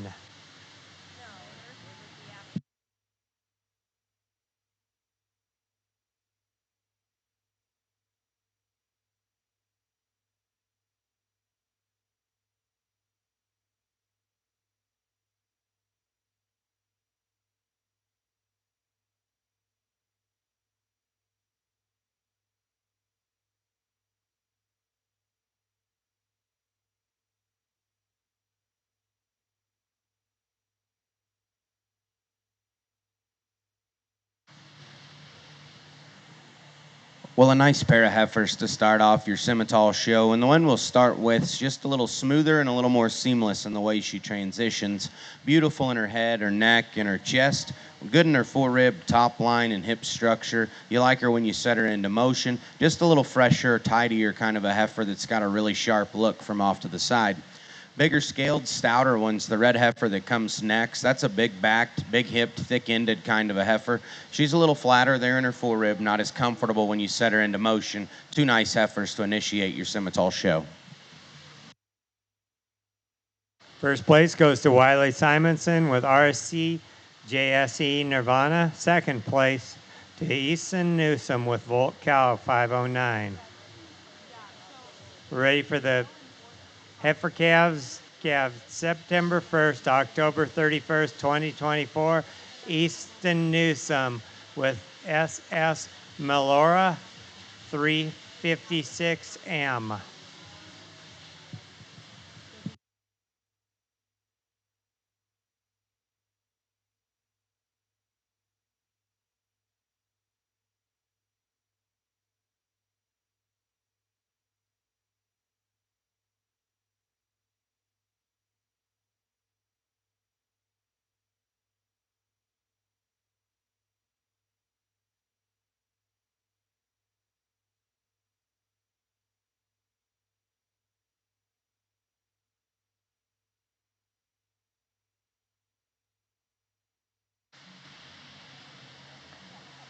Good heifer to represent this single entry class, and that look of her right there is awful nice. Really long and extended up front, high tie-in, high necked kind of a female that's got some boldness and some shape when you get behind her. You like that female, probably the best off to the side of the cattle. She's got a striking look, good in the lower turn to the shape of her body. I think in the perfect world we can maybe deepen her up in her twist, open her up underneath just a bit, but a nice heifer that's got a really striking look from off to the side. Junior heifer calf winner, Easton Newsome with SS Melora 356M.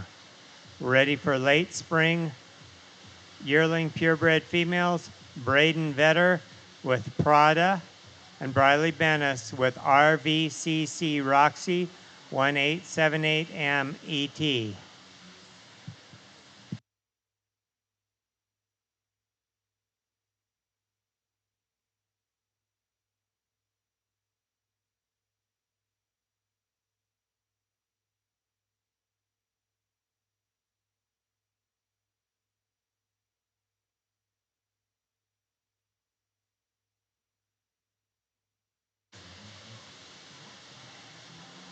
In the early spring yearling females, we'll have a single entry, Journey Reeson. Then we'll go to the junior purebred females, Casey Statler, Sammy Boardman, and Colton Neve.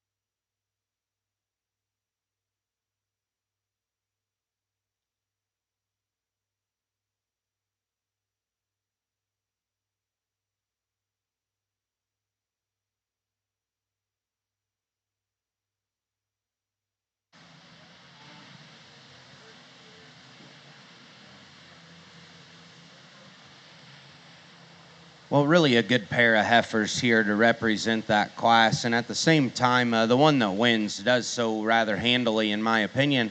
That is a very unique beast, in my personal opinion. To wedge that nicely and that type at the top side of her shoulder, and then to just get progressively wider, stouter, and truer from there back is something that's hard to do. It's hard to create.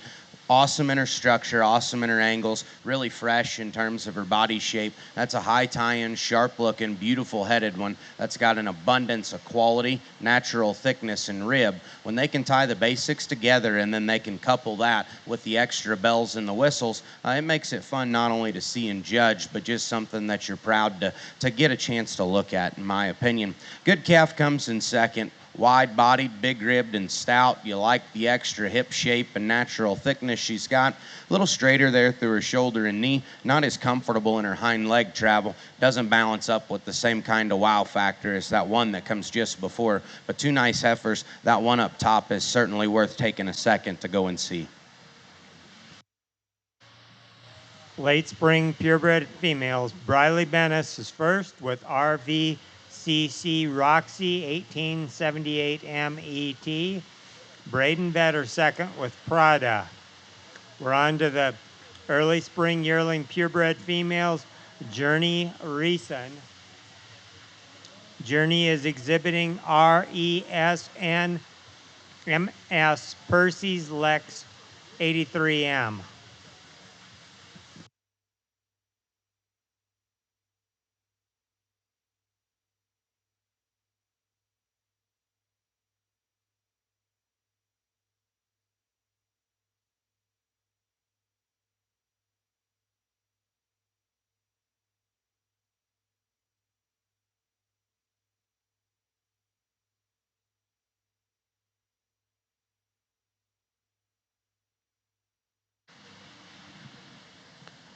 really a long-sided single entry here. And that blaze face heifer is incredibly long in terms of her length of body and the length to her hip.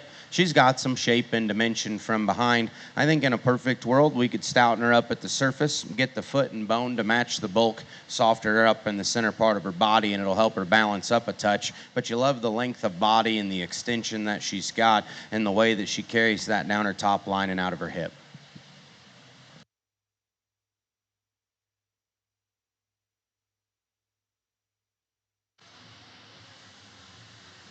Early spring purebred female, Journey Reason, with RESN MS Percy's Lex 83M. Now we're ready for junior yearling purebred females. Calf January 1st to February 28th, 2024. Kaysen Statler with Volk Cow M13. Sammy Boardman with WB Miss Wish Electra, and Colton Knievel with Volt Cow M2.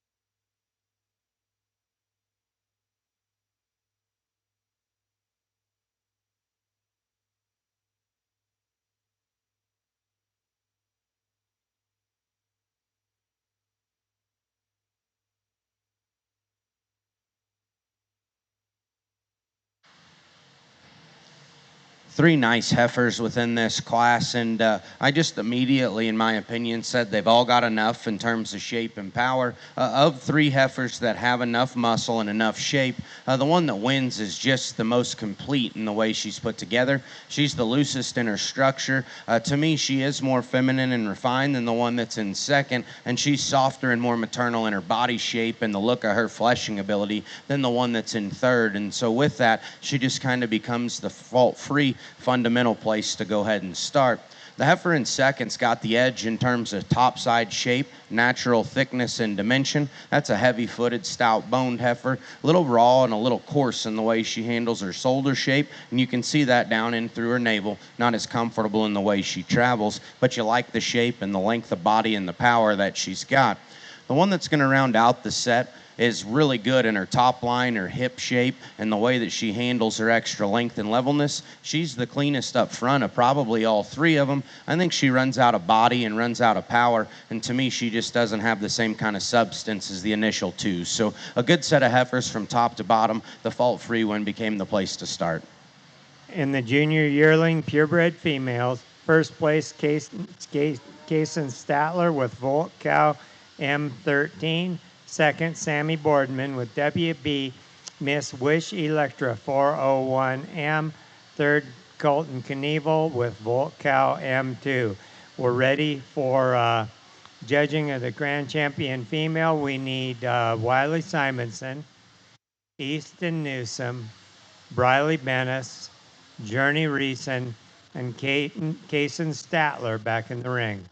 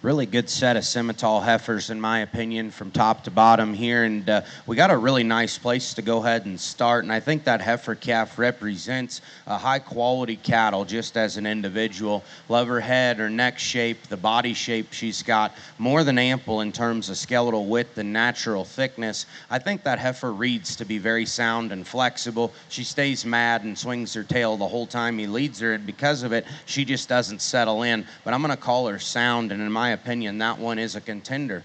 The one out of the second class, really striking in her look up front, really good to the turn to the lower part of her body, and she's kind of got a trendy look from the side.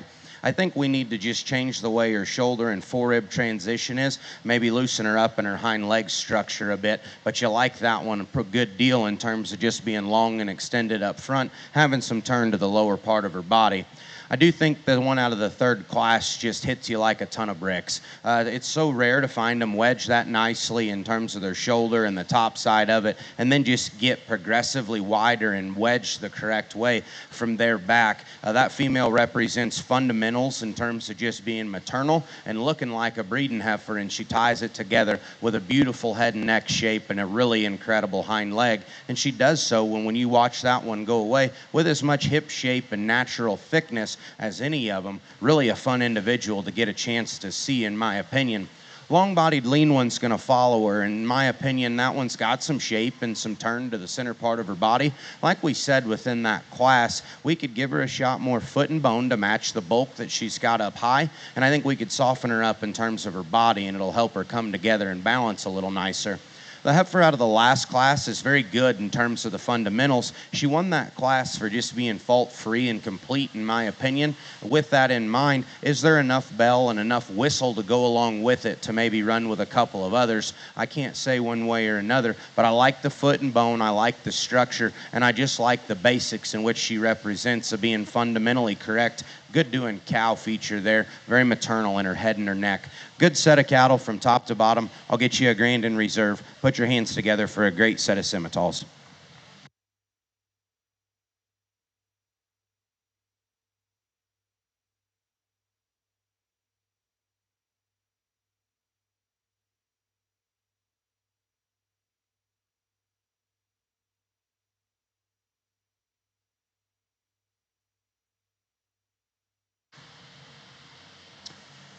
We'll talk our respective second here, and I think a heifer that you sure like the foot and the bone and the stoutness of, that's a heifer that's got muscle and turn to her body, really explosive in the turn of her quarter and her shape there from off to the side of the cattle. She got paired up with one that I think's awful incredible, in my opinion.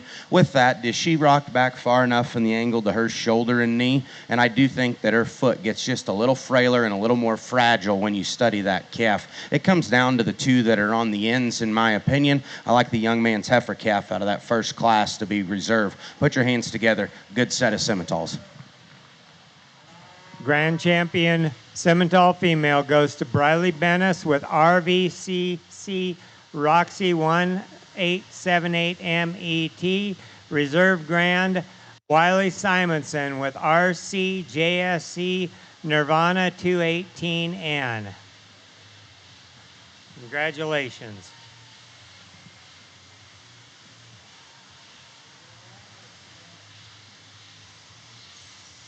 We'll be moving on to the Speckle Park British White.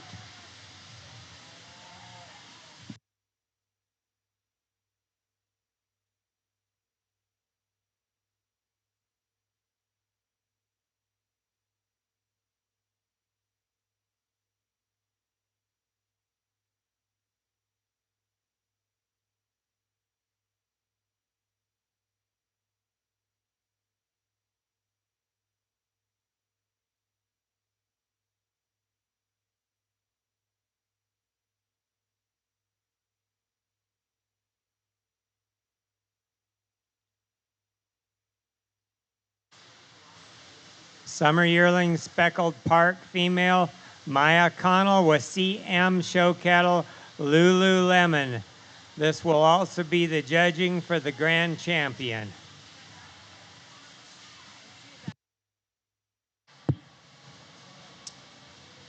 Don't know much about this breed, but this is a stout husky one in terms of her body, in terms of her muscle, in terms of her bone work.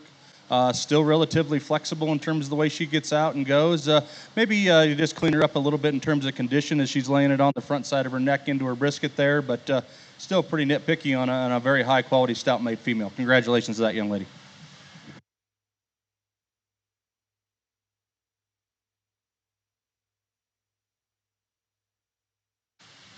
Congratulations to Maya Connell for the grand champion British White female CM show cattle Lululemon.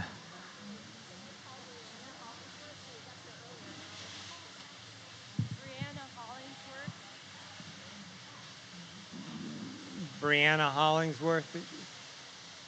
You need me to call her? Brianna Hollingsworth, you need to be at the ring.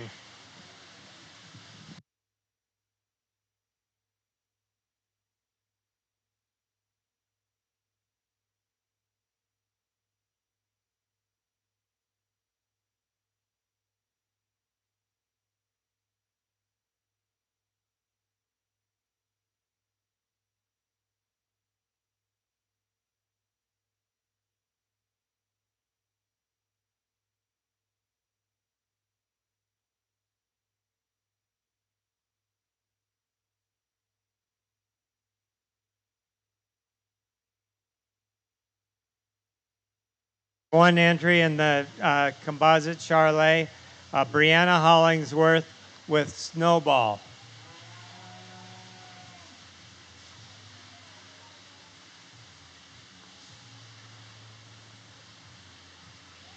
Well, should we?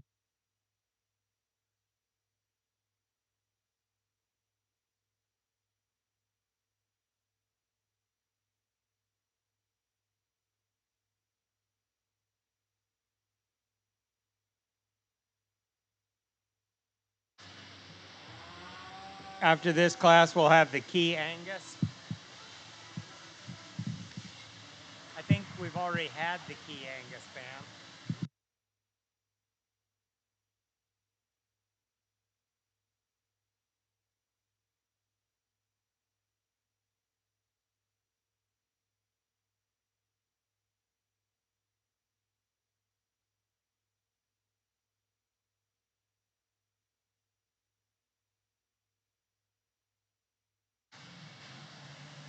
Well, just a single entry here in your Charolais composites, but a nice heifer calf. She's got some foot and some bone and some body to her. I think for as lean and honest compositionally as she is, there is a little hip shape and some natural thickness to her as well. Not the prettiest in her head shape, and she's obviously just lean enough that she doesn't transition quite perfect, but you like the foot and the bone and the extra muscle that she's got. Congratulations, young lady. You got a nice heifer calf to represent this breed.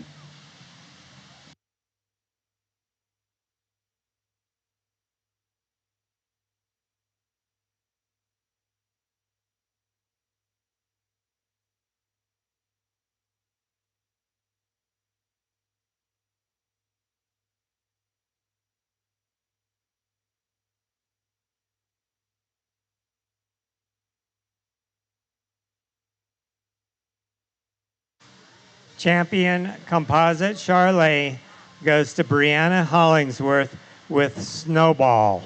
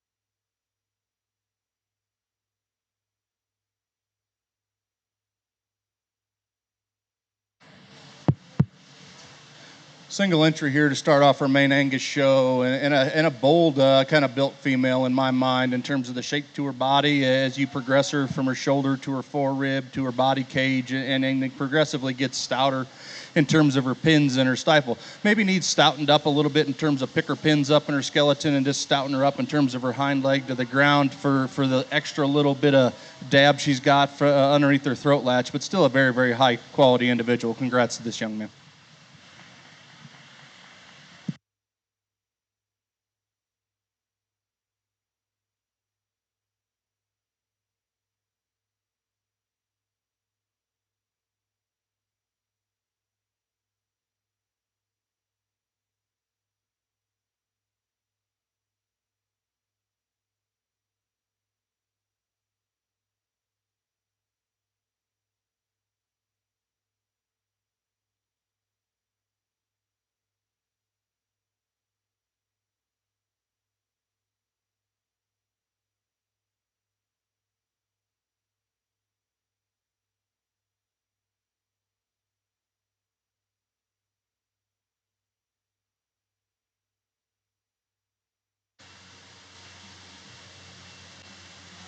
We're on Class 6.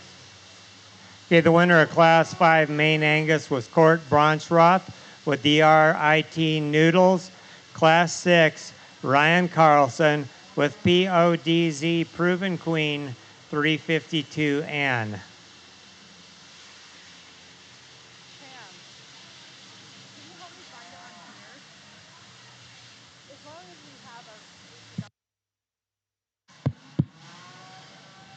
Quality livestock here in this single entry, and just impeccable in terms of presentation, in terms of her condition.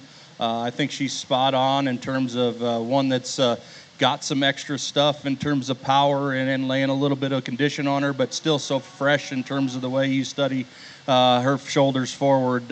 You start at the ground with this female, and I know we maybe haven't talked about it as much today, but these are as big and square and just husky of feet at the ground as maybe what I've seen on a piece of livestock today, especially for this age. Just a very progressive one in terms of her look, in terms of her shape, in terms of the way that she wedges together and progresses and gets stouter. Very, very high quality one. My hat's off to this young lady. Congratulations to Ryan Carson for PODZ Proven Queen 352 Ann. Kimberly Gray, can you make your way to the staging area with LFSCA Classy Gal ET? Kimberly Gray. In Class 7, Senior Main-Anjou Heifer Calves, Natalie Van Rooten with RWBC Sarah's Dream 415M ET.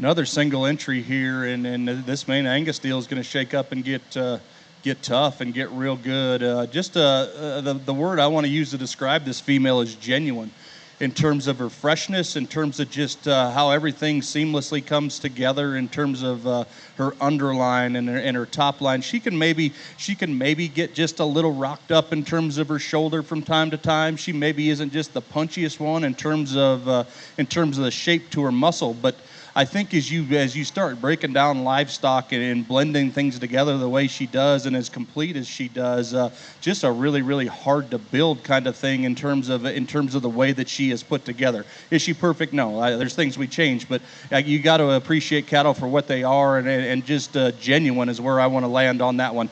Congratulations to this young lady.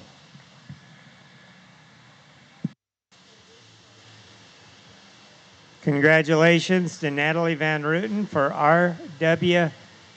RWBC Sarah's Dream 415 MET.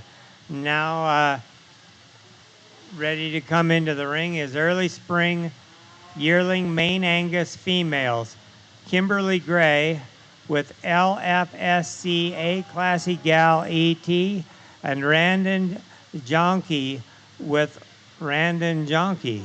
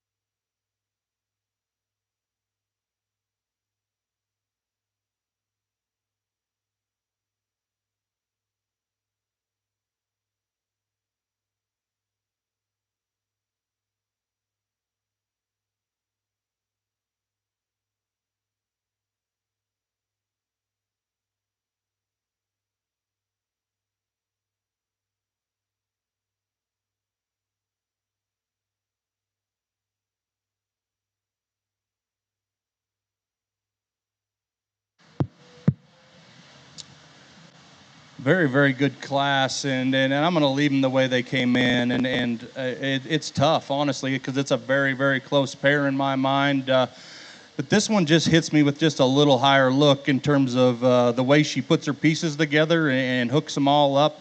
I think she is, when I stand off to the side of this one, and don't take this as a show judge trying to jam on your cow, because I appreciated it. Does she hit me as like your prototypical show heifer?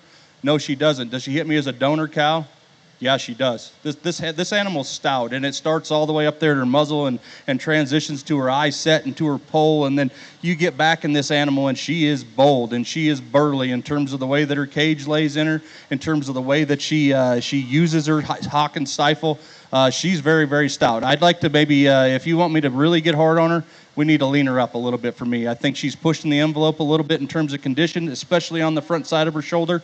Not that it throws her balance off. I just think if we do things like that and keep her in just a little nicer rig, everything just gets a little bit neater everywhere. But you know, just a really high quality one. Maybe just a little flatter toed would be the only other thing. Young man that's in second. This is a bold built one too. That's got power and is beautiful in terms of her hair coat. I just don't think she hooks up as well in terms of as we study her. Congratulations. In terms of as we study her from her shoulders into her neck and how she ties up to the top side of her pole, I think she wants to get a little lower built there and wants to run downhill from hooks to pins to the top side of her shoulder. But still, one you got to appreciate for the presentation and the job that the young man's doing in terms of this. That's still high quality livestock that offers plenty of power. When it comes down to it, for me, there's one that just fits me a little bit better in terms of the way she puts them together. But that takes nothing away to this young man that goes second in a very, very nice class. Congratulations to those exhibitors. Congratulations on Class 8 Early Spring Yearling Main-Anjou females. Kimberly Gray first with LFSC A Classy Gal ET. Second, Randon Jonke with Randon Jonke. We'll judge for the Grand Champion Main-Anjou female, and then we'll go on to the maintainers.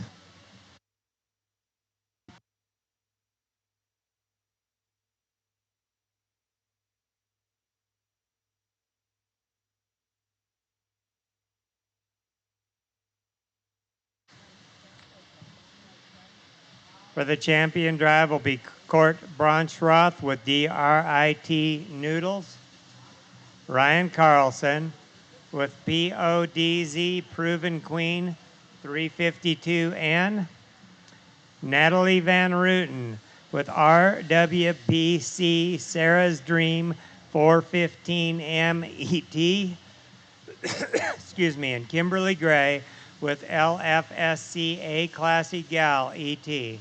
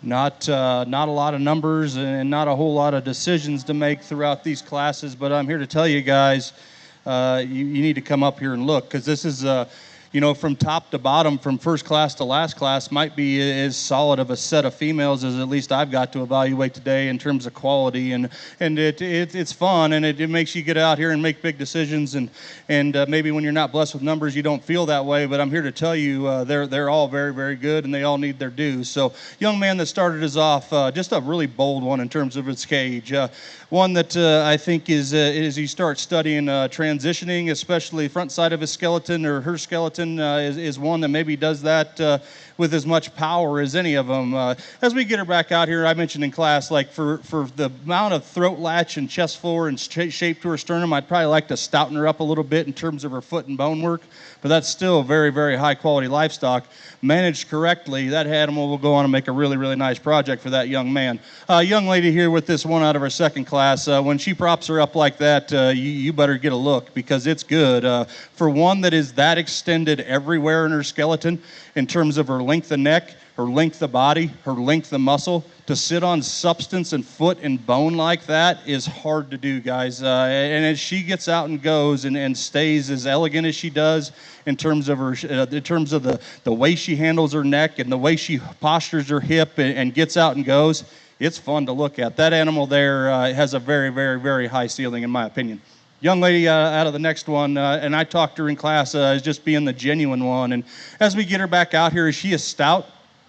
As ones on either side of her? No, she's not, but I think her quality lies in the fact that she puts pieces together and assembles pieces rather seamlessly, in my opinion. She's not the best anywhere, in my opinion, but she's good enough everywhere. And some people like to say that complete sometimes is common. This one doesn't read common to me, guys. I think this one's quality lies in her ability to seamlessly put things together. Talked in class. We need to rock her back a bit in terms of her shoulder. Need to up a little bit in terms of her, in terms of a shape to her muscle. I think she's still green enough, and I think there's still plenty enough time to feed on that animal that we can find out. And I think as you project her, I think she's got enough. Then we get to this one out of the last class, and she's just a stout powerhouse. It was a good class of cattle, both with their problems, in my opinion. I'd like to lean this one up, but just the shape to her body, the shape to her muscles, she is donor cow looking, and I really appreciate that about her. As we get her out here, she's a little flatter footed, like I talked in class, and as she starts to settle in, maybe her top line doesn't want to hold in her just quite as nicely, but still very, very, very high quality cattle. With that being said, I'll come get you a couple champions, and guys, let's put our hands together. The quality wasn't, or the numbers wasn't high. Quality was. Young lady out of her second class, you're going to be our champion.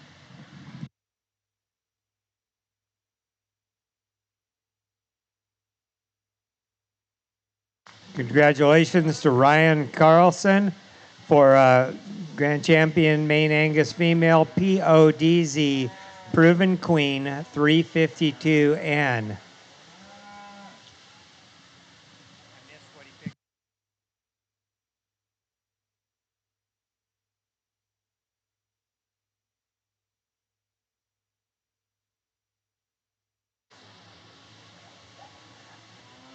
Reserve Grand Champion Natalie Van Rooten with RWBC Sarah's Dream 415M ET.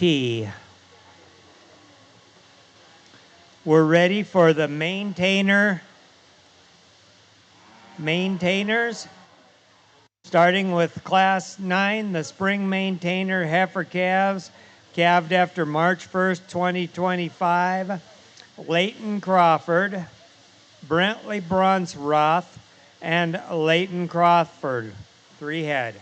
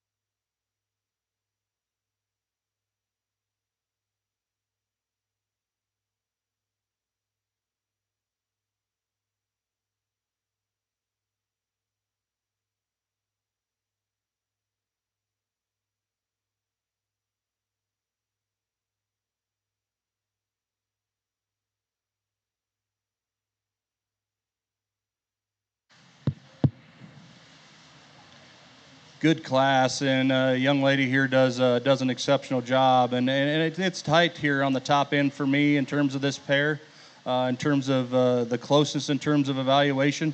I'll be honest, this one's just a little more my kind. I think she's a little more propped up in terms of her shoulder angle, in terms of the height she comes out of the top side of her shoulder. I think she's bolder in terms of her body. I think as you start just breaking the cattle down for the basics and what they are, I think she has a really, really bright future, in my opinion. We could tweak her a little bit, and I think we could tweak both of these top pair, but I think this one's the biggest problem lies maybe just the height of her pins right there in the backside of her skeleton. Good hair coat, nice clip job. It all comes together, in my opinion. Young lady that comes second is maybe a little stouter one in terms of her foot and bone work. I'll be the first to admit that. As we start breaking them down, I don't think she's as high tying. I don't think she's as seamless in terms of the shape to her shoulder, to her forerib. I think she gets a little more deviated in terms of her spine and then wants to fall off of her hip, just the genuineness of the cattle. But if you like cattle that are bold like that, big-footed and legged, that's your kind. It just needs to tie together just a little nicer for me. Good maternal-looking one here that rounds out the class in terms of just having a nice look of maternal look about her. Maybe gets outpowered in terms of stoutness, in terms of foot and bone, but still one that I think is, as the young lady works her project here and gets her on into the later part of her life, has the opportunity to lay down and make a really, really nice mama cow for that young lady. Congratulations to those exhibitors. All right, Class 9, Leighton Crawford first with CFE Nostalgia 2526N. Second, Brentley Bronsroth with DRIT Miss Nutella. Third, Leighton Crawford with CFE Norway 2504N. Class 10, Maintainer Heifer calves January 1st to February 29th, 2025. Piper Warren with RZC Nova 25N, and Oakley Jelinek with RJC Heartbreaker N37ET.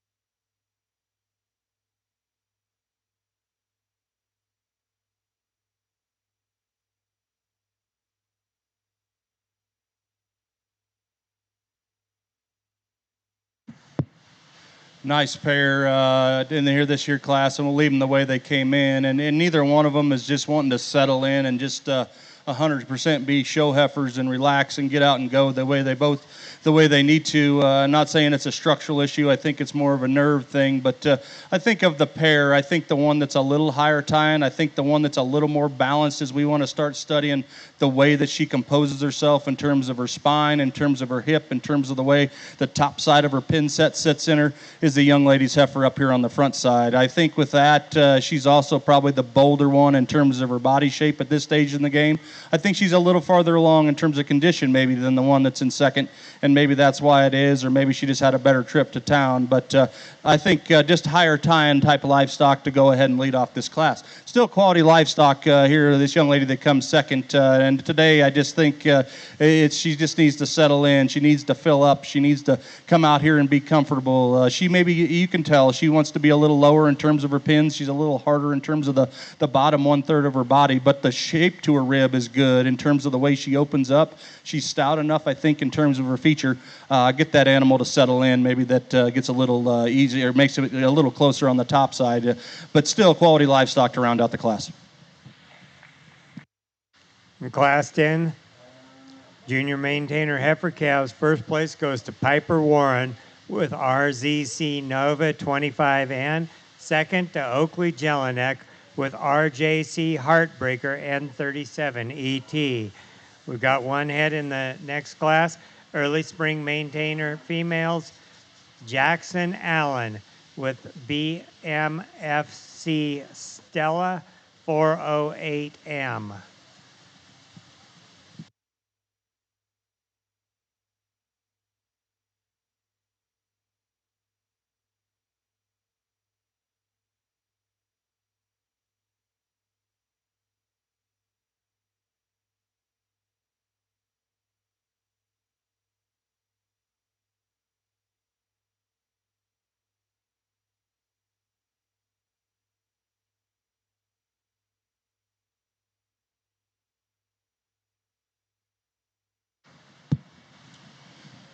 Another very, very stout one in terms of just her genuine build, in terms of if you study her down her top, by the top side of her shoulder and progress her back, that animal's is full of red meat. She is stout.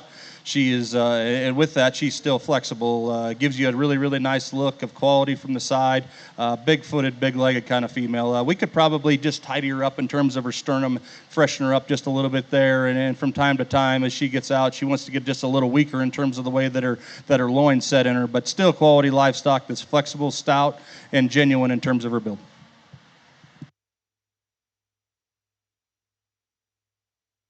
Winner of Class 11, Jackson Allen with BMFC Stella 408M. We're on to Class 12, Junior Yearling Females.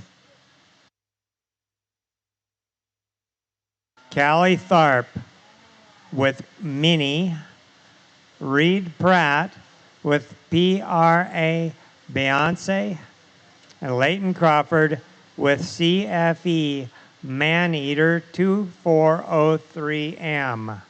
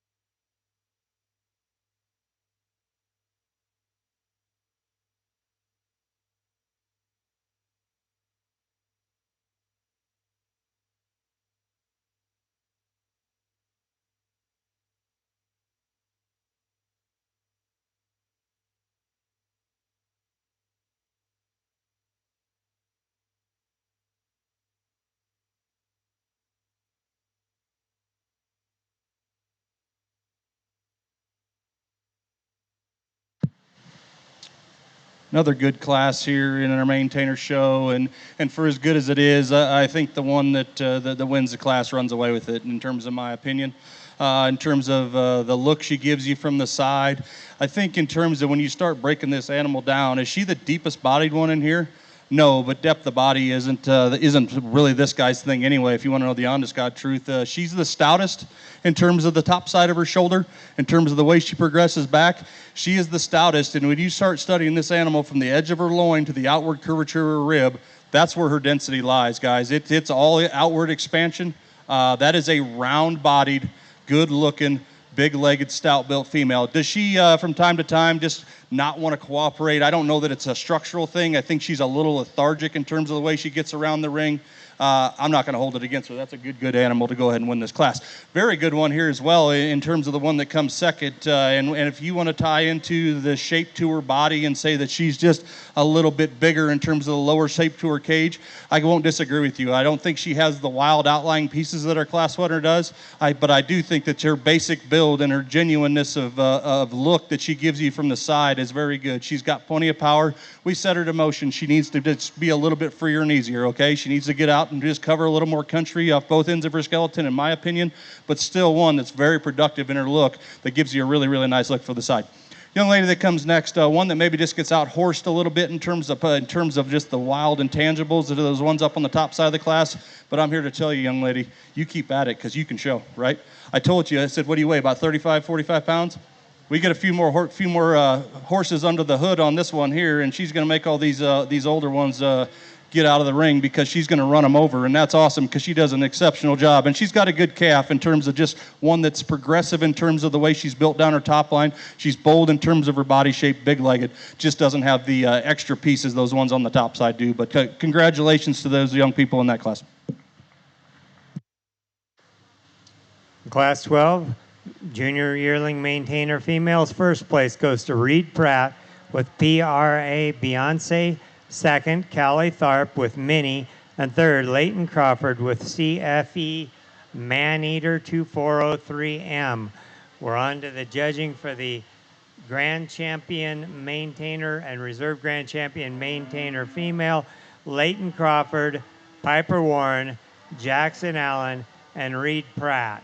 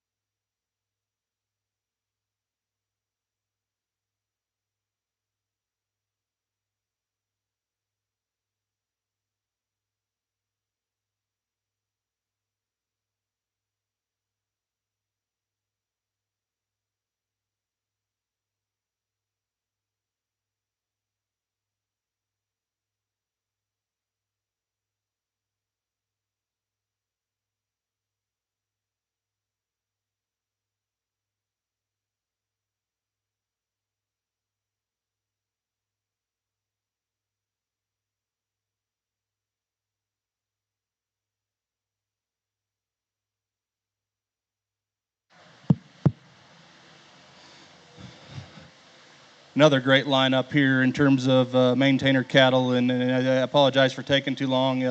It's a good lineup, but I think it's got some give and take, and maybe not as much on the top side. But as we start working into the reserve spot, but young lady up front here, this heifer is.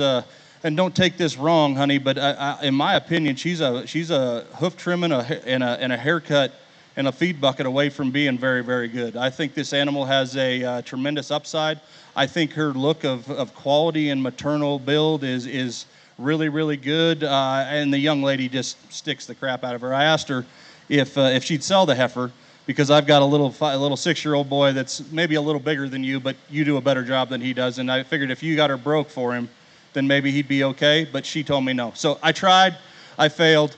We'll move on down the road, but that doesn't take anything away from the exceptional job she's doing and the exceptional piece of livestock that she's leading. Young lady with the one here that's in second, we talked in class, and those cattle didn't want to just settle in and do what they needed to do. As we get them back out here, this one's look of quality is starting to get a little bit higher in terms of where she lies in terms of her ceiling. In my opinion, she's starting to settle in. She's starting to think that being a show cow isn't so bad, and propping herself up and using her pieces the way she needs to.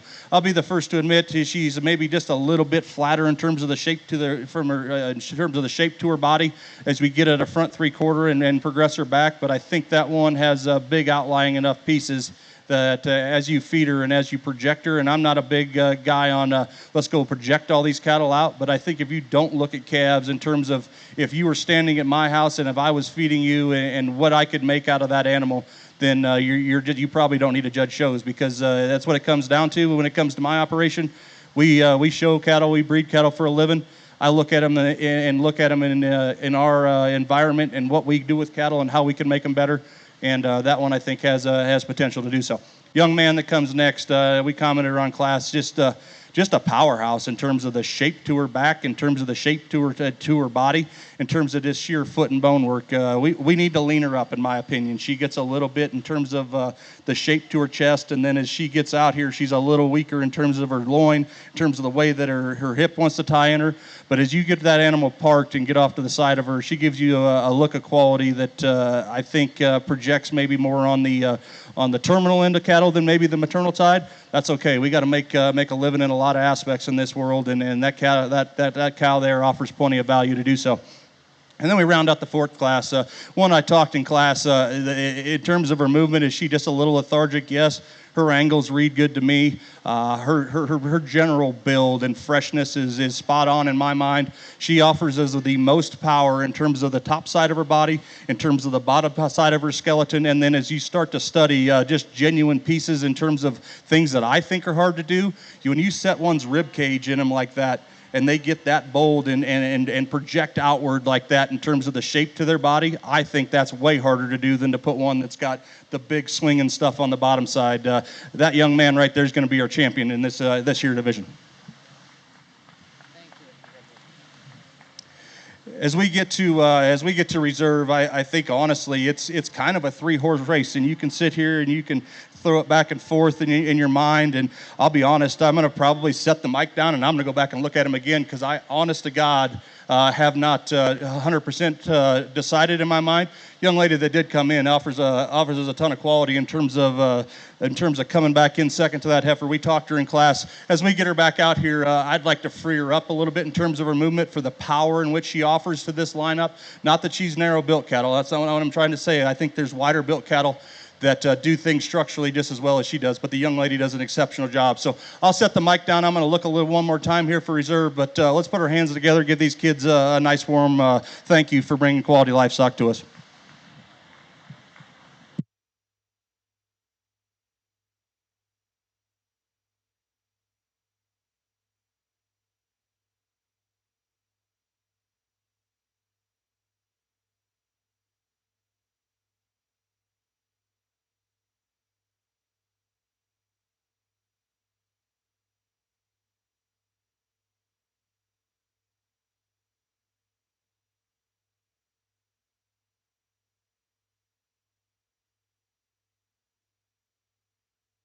Champion maintainer female goes to Reed Pratt with PRA Beyonce.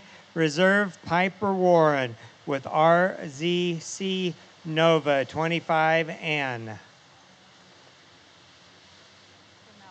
We're ready to move to the percentage Red Angus females. One class with 2 head spring heifer calves, Brantley Bronsroth and Allison Strandberg.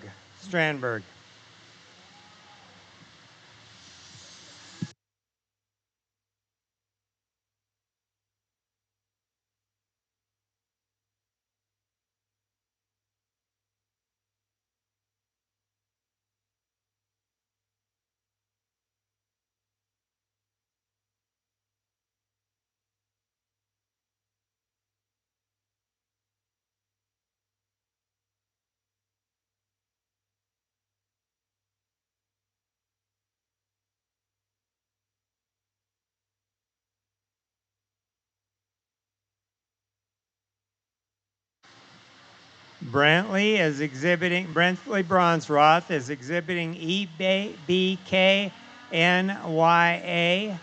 Allison Strandberg is exhibiting Sweet Magnolia 2515.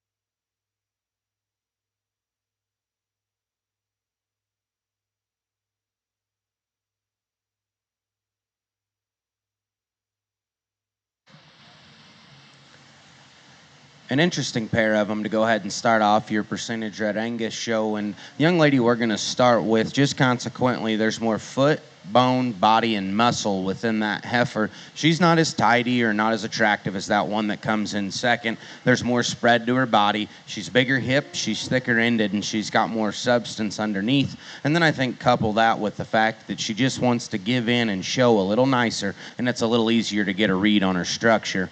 The one that's there in second, when she stops and parks and finally settles down, she's got a good look. She's long and extended up front, high tying kind of a heifer that's good and level in terms of her lines. I think we need to soften her up in her rib and structure just a little bit, make her just a little more comfortable when she goes. I think a few more shows and that pair becomes a little closer.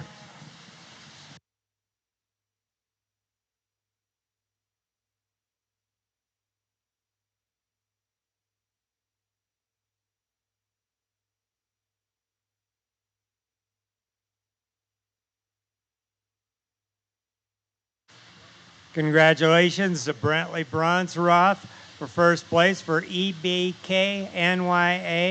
Second, Allison Strandberg for Sweet Magnolia. And those will be the Grand and Reserve Champion Percentage Red Angus Junior Breeding Females. Okay. Moving on to the appendix Shorthorns. Going to turn it over to another announcer, Mr. Kent Drake.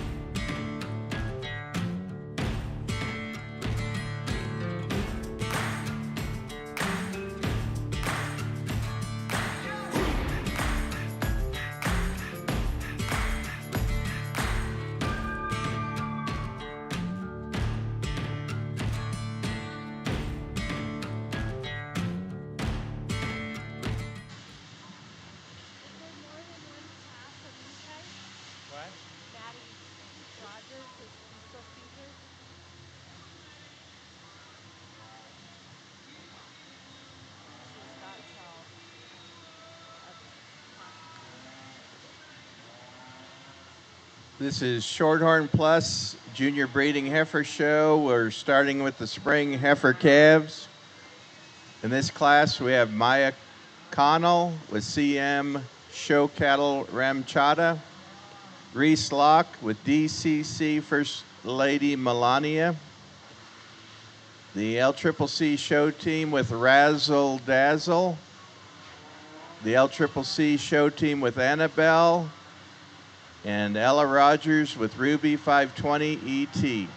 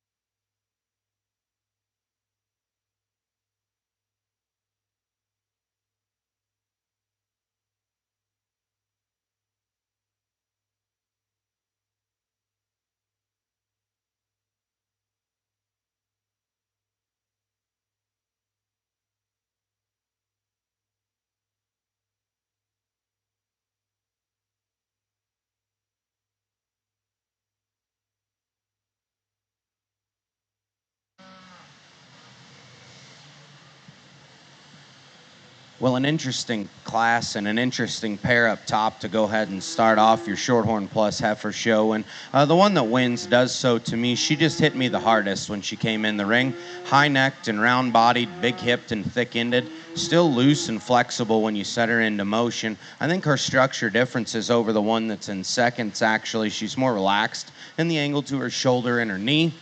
I think she's more comfortable in the way she travels out of her front end. She's a little shorter, a little rounder in her hip shape, but I don't know that the one in second fixes her there. And I guess a question mark in my head on this heifer is where does she set maturity-wise in the way her cannon, her face, and her length of body all read. But very high quality, a highly presented heifer that's got extra shape and extra power. The one that comes next is later maturing, certainly going to have the edge and just mature size when these cattle get to a bred heifer stage of their life.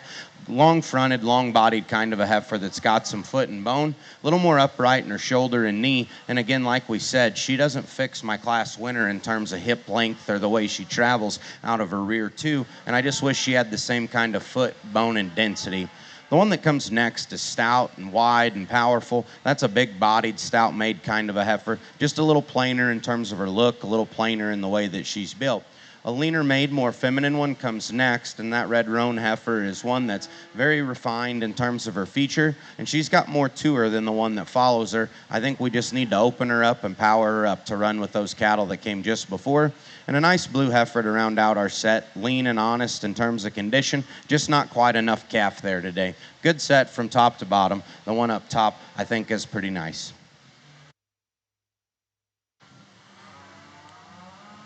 Winning Class 1 spring heifer calves is Ella Rogers with Ruby 520 ET. Second, Reese Locke, DCC First Lady Melania.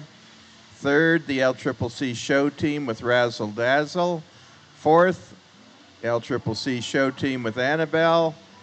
And fifth, Maya Connell with CM Show Cattle Ramchata.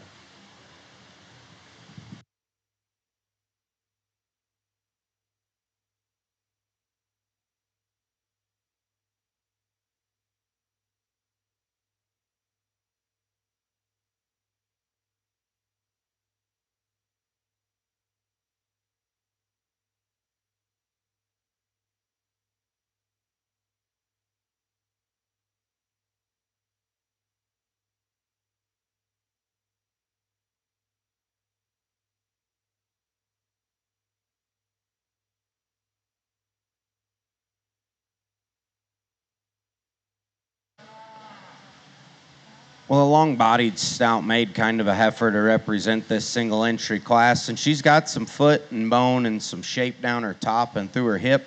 I don't know that in a perfect world she's just soft enough in her body and that her transitions. I think if we fix those things, I think that heifer becomes very competitive very quickly. But you like her extra foot and bone and muscularity. The young lady does a nice job getting her shown and hanging with her. We'll see her back in the drive in just a little bit.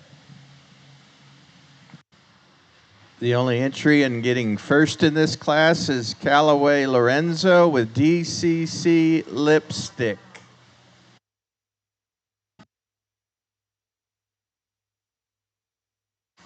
Our next class is late spring yearlings. There's one in this class, Maddie Rogers with MSR Sprinkles, 4200.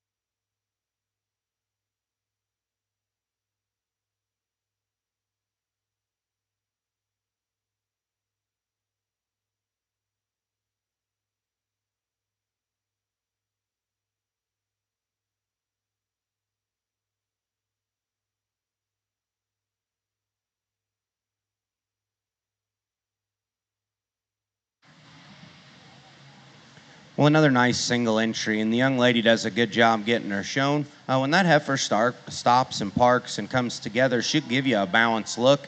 Big-ribbed and soft-sided, cowy and maternal in her look. She's not as shapely or as thick as some of the other ones we've seen, but you like that female's fundamentals of just being loose-structured and good-bodied. Again, young lady does a good job showing her.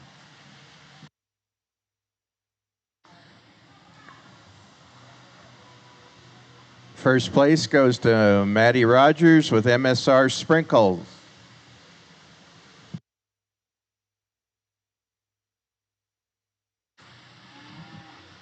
We have one cow-calf entry by Maya Connell with Malibu 620K.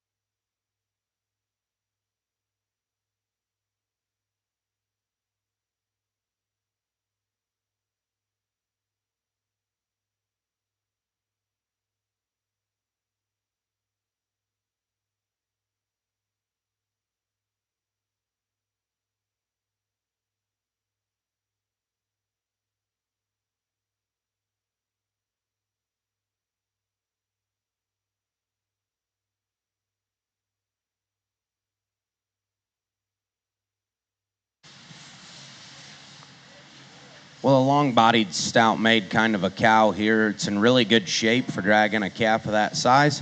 Cow's refined in terms of her udder. She's got some balance and look when you get off to the side of them. She's long and extended up front, and you can see a similar balance and a similar body shape there in her calf. Calf's got some shape and muscle as well. I just wish maybe we could tidy both of them up in the way they're presented, but I do think a nice pair to go ahead and represent this class.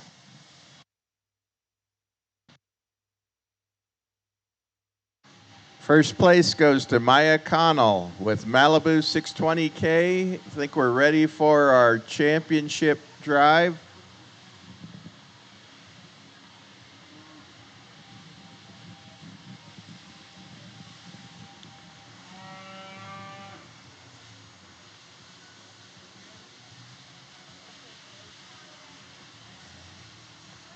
First place, Class 1, was Ella Rogers. First place, Class 2, Callaway Lorenzo. First in Class 3 was Maddie Rogers, and first in Class 4 was Maya Connell.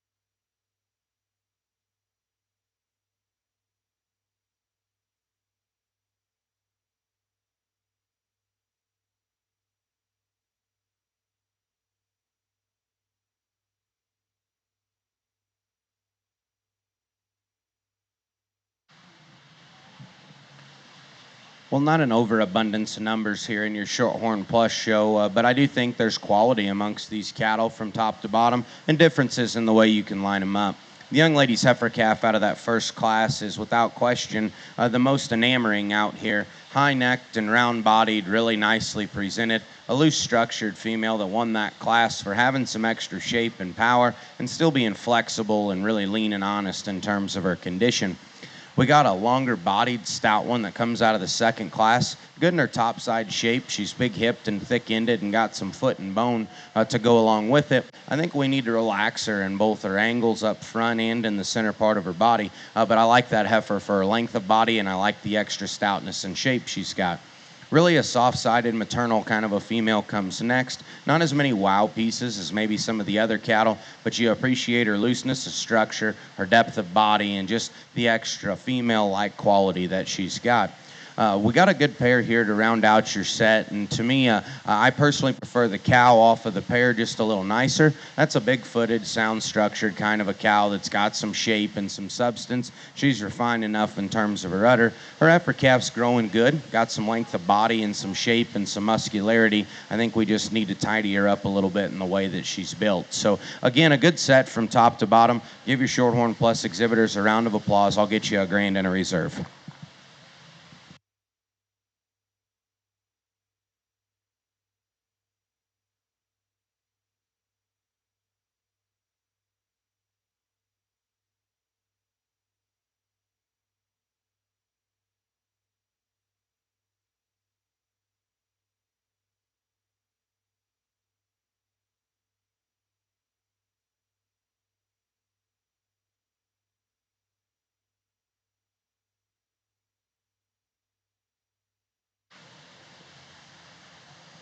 Well, as we get our respective second out of that first class back out here, again, she was the one that within that set can complete the winner and just be in later maturing. That's a fresh condition kind of a heifer that's really sharp up front, got some body and got some muscle and shape to her. Again, that's one that you just like the futuristic look and build of. I think she's the one that pairs up the nicest with our champion. We're going to keep them together. Young lady out of the first class will be reserved.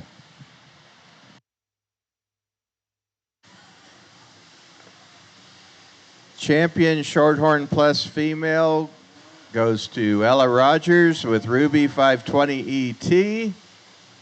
And reserve champion goes to Reese Locke with DCC First Lady Melania.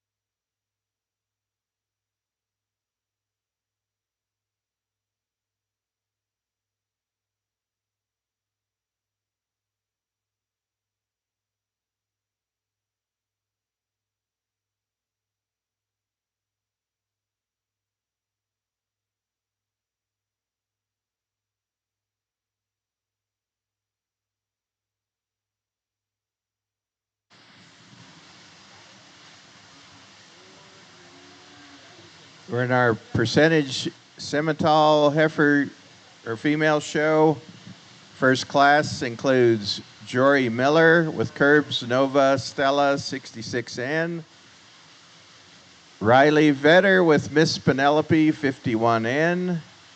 Chloe Wardell with Harper. And Emerson Peterson with NPC Sophie N533.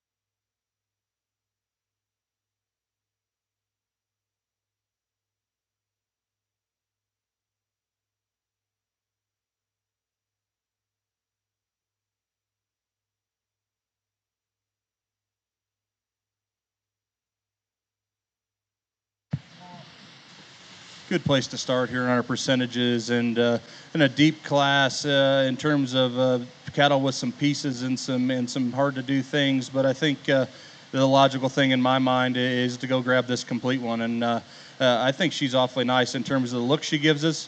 I think she's bold in terms of her body. I think she's got enough muscle. She's not the stoutest one maybe in the class, but I think the way in which she wears it on her skeleton is correct.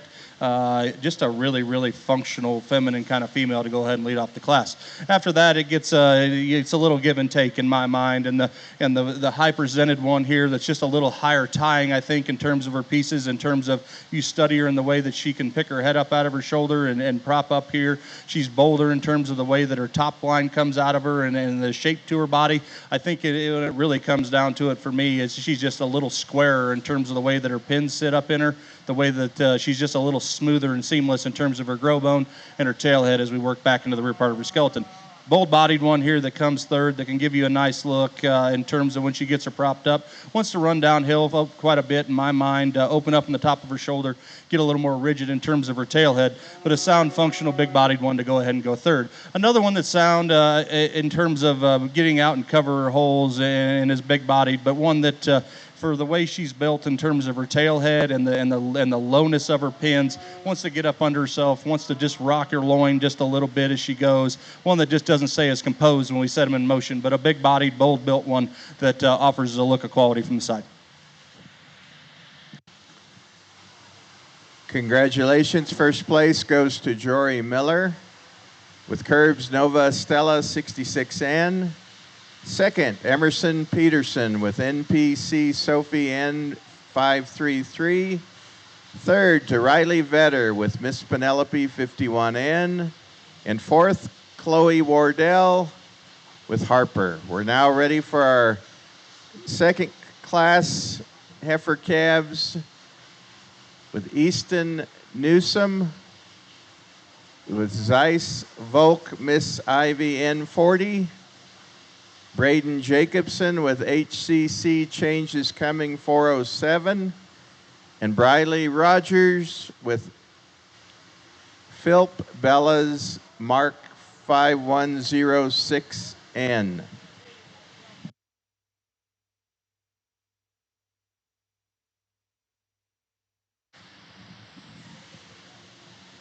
We'd like to thank our Blue Ribbon sponsors for the shows this week: Grow Business Solutions, Miranda Simpson with State Farm, Freeman Livestock, Freeman Law, Mandy Weber, and Uncle Fred's. Our purple ribbon sponsors include Murdoch's, Cooper Specialty Feed, Freeman Showbox, Transova, Essential Feeds, First Northern Bank of Wyoming, and the Wyoming Hereford Association. Get into this class of percent Simmentals. I think the one that I'm just the most comfortable with in terms of her condition, in terms of the way that she blends, is the young man that sits here on the front side of this class.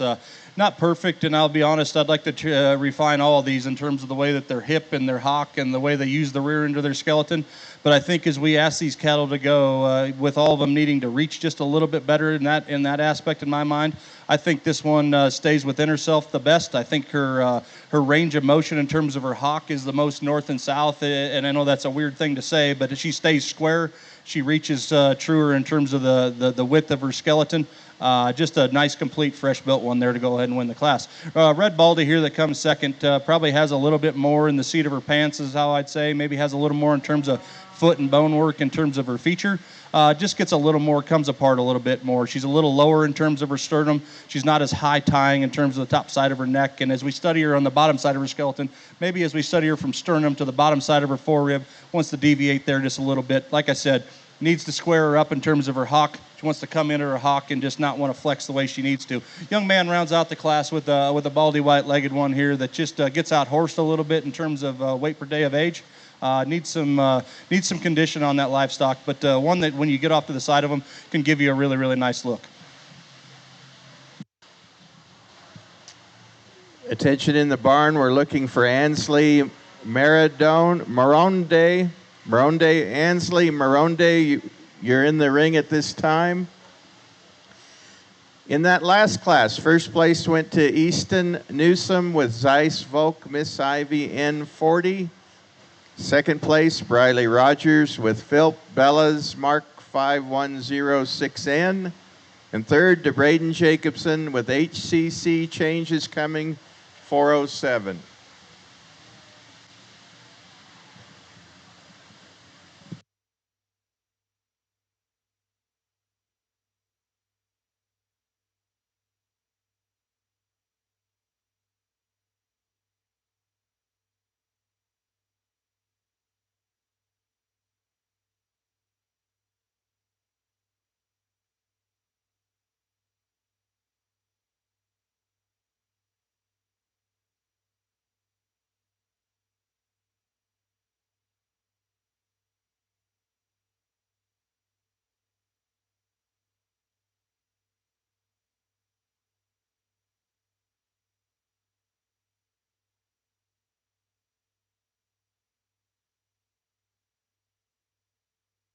One entry in the late spring yearlings with Ansley Moronde with NBTH Ms. Mariah FTZS 46M.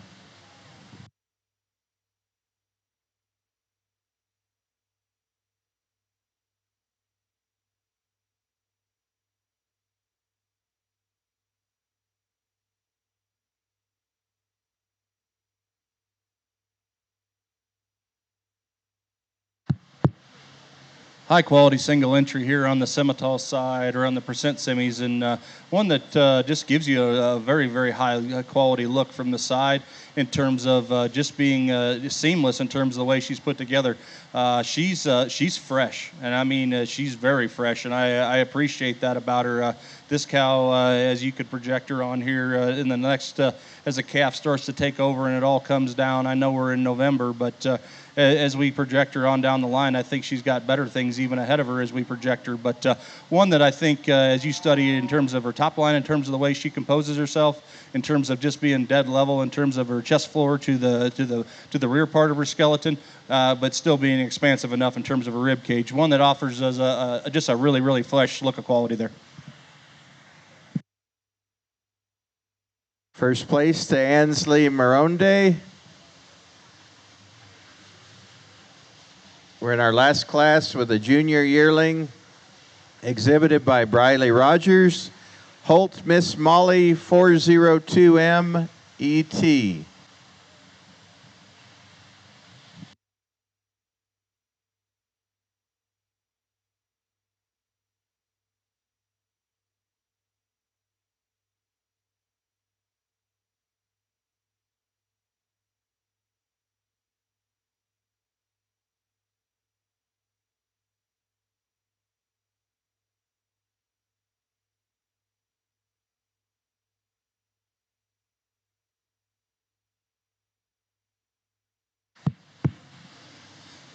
Cowie built piece of livestock here on our percentage side, and one that gives you a nice look from the side in terms of just her quality. Maybe one that we could lean up a little bit in terms of the shape to her sternum. She probably has a little bit more in terms of the point to her shoulder, and that probably adds to the shape to her sternum a little bit. But I think one, if you just want to break down the bare basics in terms of being Cowie, in terms of her look, in terms of her skull, productive in terms of her cage and the way she lays muscle on her. Nice female to go ahead and win this class. First place in this junior yearling class goes to Briley Rogers. We're now ready to select the champion in reserve, percentage Simmental female. Winner of Class 1 was Jory Miller. Class 2, Easton Newsom. Class 3, Ansley Moronde. And the last class, Briley Rogers.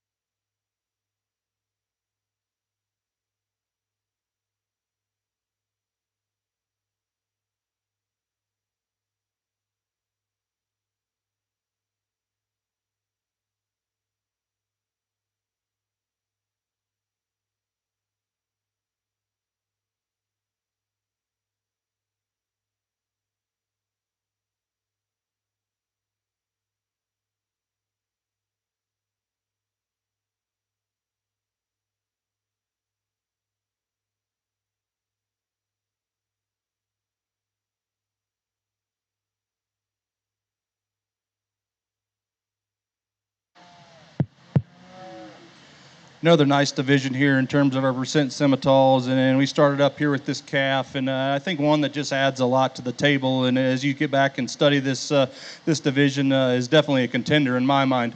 Just so balanced, I guess, is what I want to say in terms of her look, in terms of the way that she blends and progresses back, in terms of her body cavity.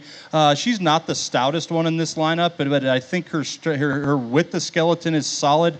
I think she, what I think is the most intriguing about her is the one that's that bold in terms of her body shape, and it still is so. When you study her from hip to hock to the ground, she's very, very good in terms of just being square in the way she goes. She's effortless in terms of the way that she gets out and motors around the ring. Just a very, very high quality piece of livestock. A little harder one to evaluate here as we set her in this lineup, in this one that comes out of her second class. One that's got some sternum, needs some body shape probably to compete in this lineup. But one in that class I thought was just the one that was the best in terms of the way she held her pieces and parts together. One that I thought used the best in terms of that trio. Young lady with the one out of our third class, one that's very, very fresh. I talked in terms of her appearance. I love the femininity to this female. I love the balance and the look of quality that she gives us from the side. As she gets out here, she maybe needs to just flex and go a little bit. The young lady tries to slow her down and keep her reaching as good as she can. I think there's just something underlying in that she just doesn't want to get out and reach as well, but still very, very high quality. And then a very, very cowy one in terms of her maternal look. Young lady out of the last class, one that's maybe a little bit more moderate in terms of her frame as we start studying cattle that are January, February coming 2-year-olds, but her look of quality in terms of production livestock, in terms of having some body, having some muscle, and having some density of structure. Very, very nice one in that regard. So let's go ahead and put our hands together. Young lady out of our first class is going to be our champion. Young lady out of the third class is going to be reserved. Congratulations to them. Congratulations. Champion goes to Jory Miller with Curbs Nova Stella 66N. And reserve champion to Ansley Maronde with DPTH Miss Mariah FTZS 46M.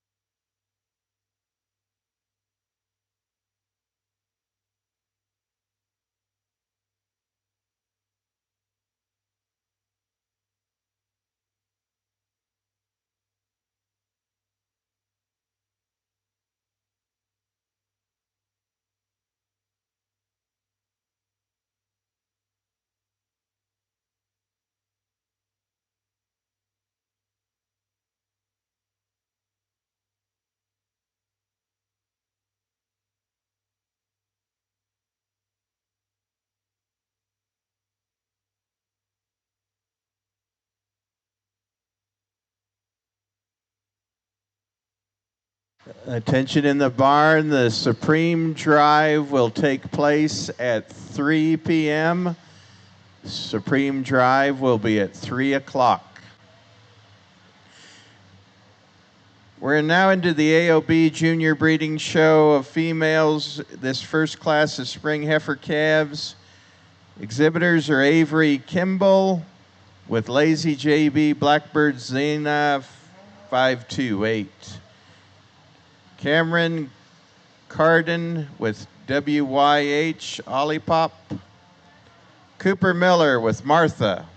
LCCC Show Team with Ms. Peaches. And Finley Jelinek with NRJC Paisley 22N. 4 in this class. Looks like 5.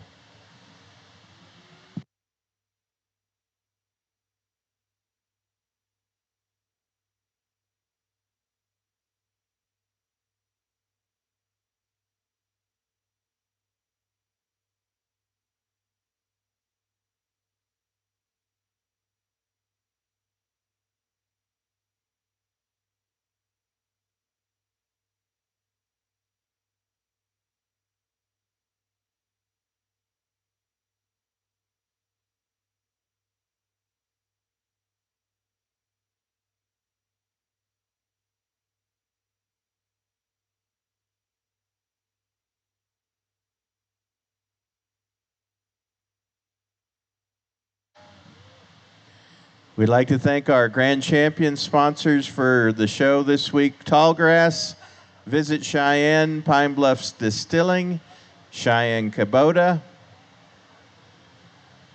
Tenco LLC, Equipment Share, and our reserve sponsors, Stock Show Secrets and ADM Showtech. Thank you to all the sponsors.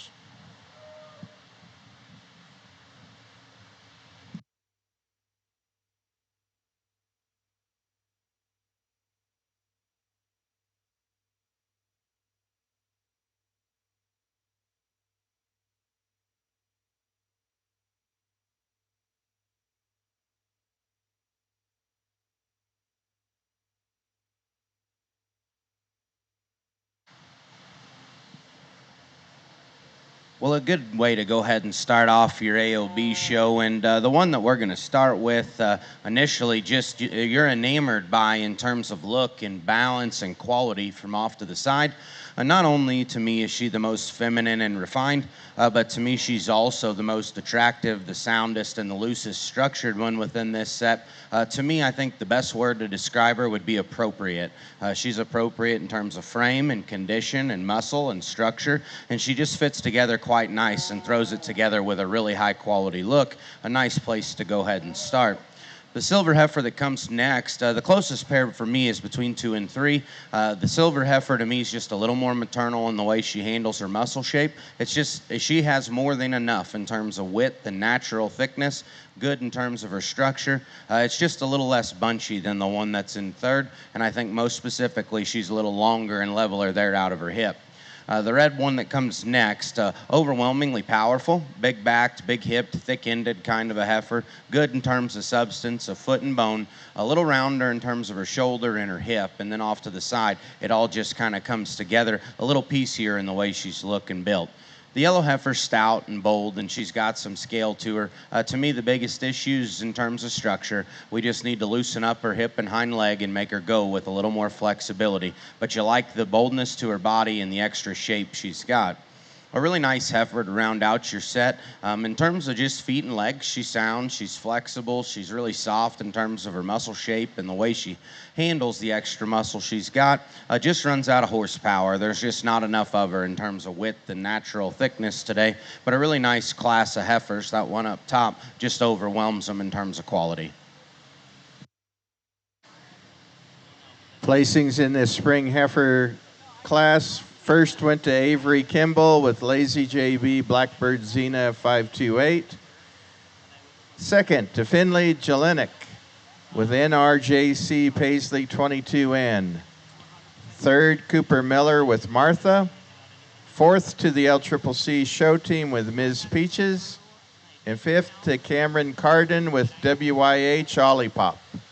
We have a single entry in the early spring yearlings. This is Granite Ready with Sheila.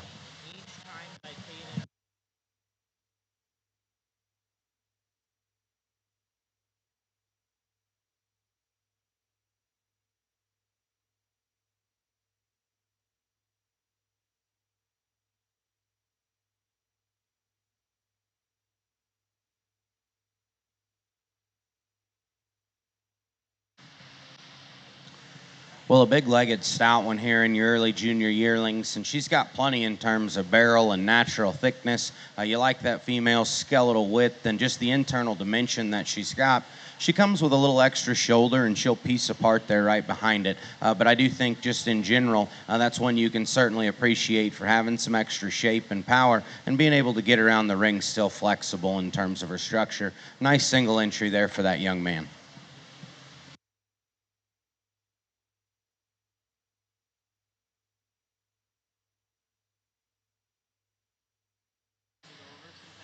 Granite Ready receives first place. We're now ready to select our Grand and Reserve Champion females in the AOB. The winner of the first class was Avery Kimball. This last class, Granite Ready.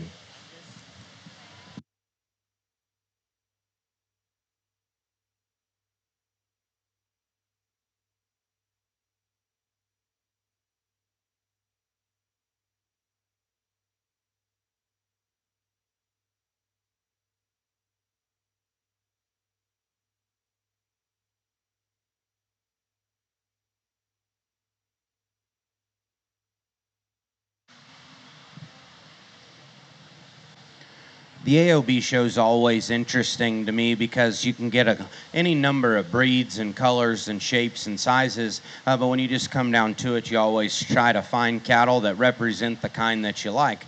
To run through our class winners here real quick, the young lady out of the first class, beautiful in her head and her neck and the way she profiles and comes together from the side. And for as lean and honest in terms of condition as that heifer calf is presented with, I think really good in terms of her pin, hock, and ground width, the amount of skeletal width and shape she's got. She's captivating within this pair from beside the cattle because she's just a little neater at the top side of her neck, the way she comes out of the back side of it. And then again, between the pair, you just love the mobility that she comes with.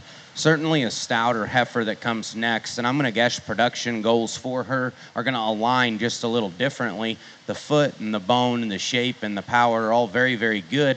Again, she's a rounder shouldered heifer that's a little rounder in her hip shape, doesn't quite balance up as tidy, won't come up with just the neck and head quality as that one that comes just before. But again, a good pair of heifers here. Young lady out of the first class will be your grand. The black and white heifer out of the second will be reserve.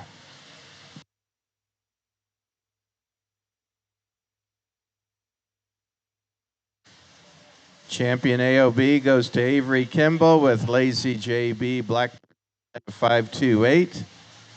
Reserve champion goes to Granite Ready with Sheila.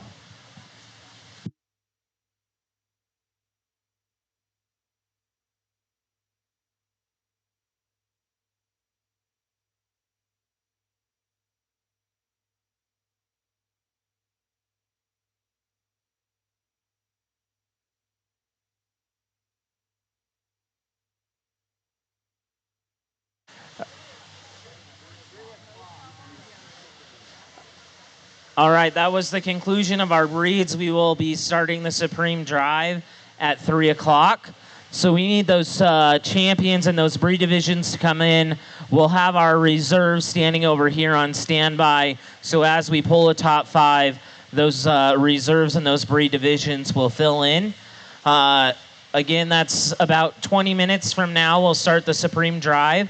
Our friends over here at Pine Bluff Distilling, Chad, they're big supporters of this event. Our parents of the champion and reserve junior females today will each get a bottle of Cheyenne Livestock Expo whiskey. They have generously donated a barrel to us. We'll be giving out some barrels as prizes for the open shows. So I encourage everybody to go over there, visit with Chad. He owns the distillery. Grab yourself a drink before we start the drive here at 3 o'clock.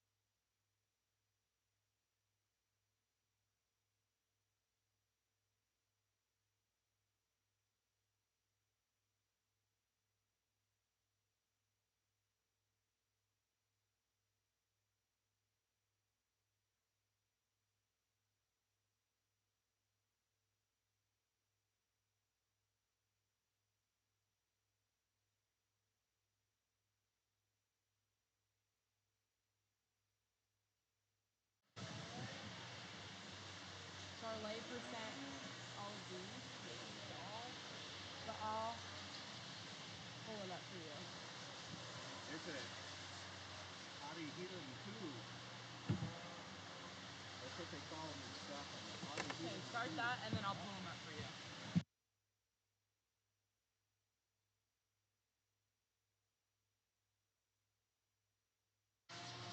We're now ready for our Supreme selection.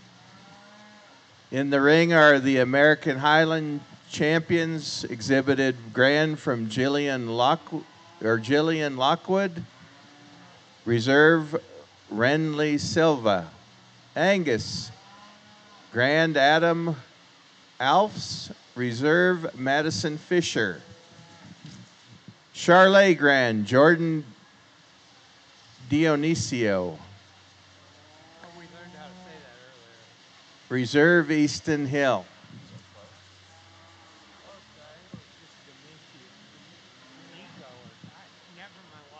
Kiania Brenna Bennis, and Reserve Adam Alfs.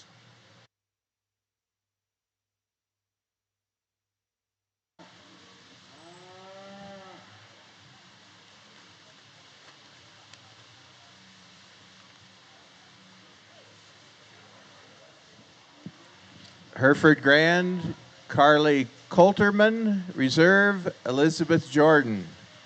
Limousin, Grand Molly McCurry.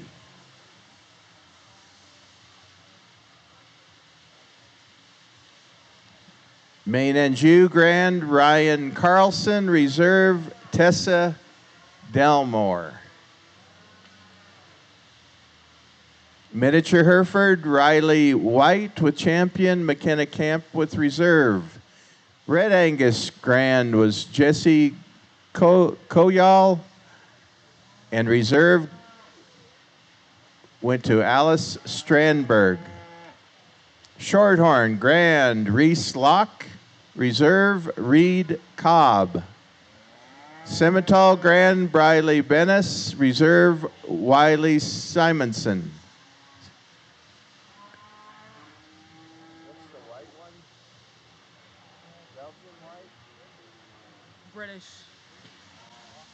British White Speckle Grand Maya McConnell. Charolais percent is Jordan. Charolais percent Jory Miller, reserve Ansley Maronde. Okay. Then Main Angus, I can't find Main Angus. Can you find it? Yeah, where's my list of page numbers?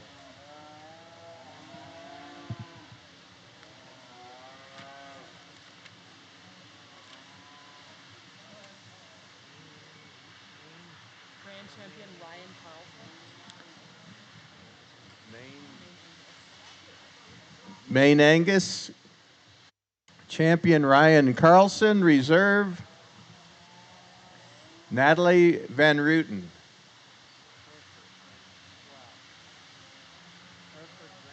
We already did that one. We just did Main Angus. Simmental percent, grand champion Jory Miller, reserve Ansley Maronde. Did you do maintainer? Maintainer? No, we haven't done maintainer. Okay, maintainer page 10. Grand was Reed Pratt. In the maintainer grand, Reed Pratt. Reserve, I forgot to write down. That's all that we need anyway. You have the maintainer reserve. Maintainer. I believe it was Piper Warren. And reserve went to Piper Warren. Okay, then Red Angus percentage, page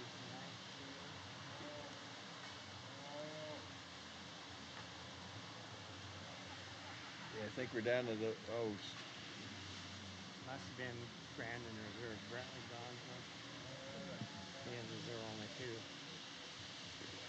Red Angus percentage, Brentley Bronsworth, in reserve, Allison Strandberg. Appendix Shorthorn.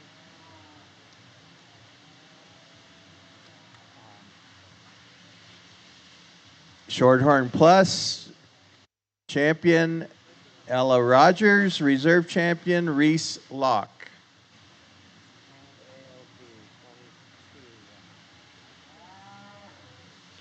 And AOB grand champion Avery Kimball, reserve champion Grant Reddy. Perfect. Did we miss any?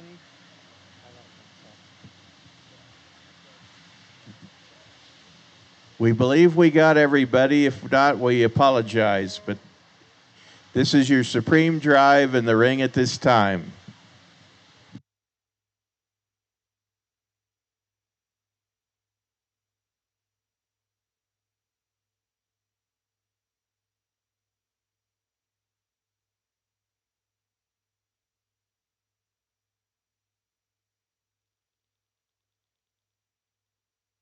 Thank you to all these junior exhibitors for showing up for our event this year.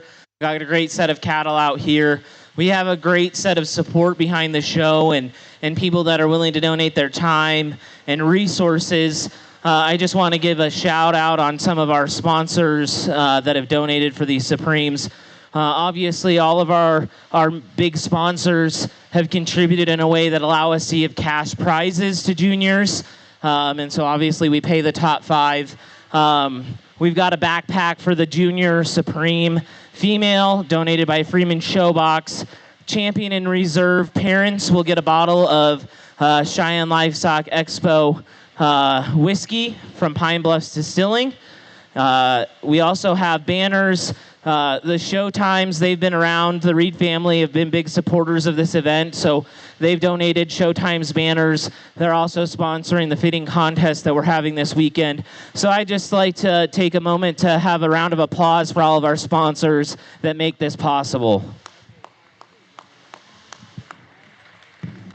Sorry, it's still on.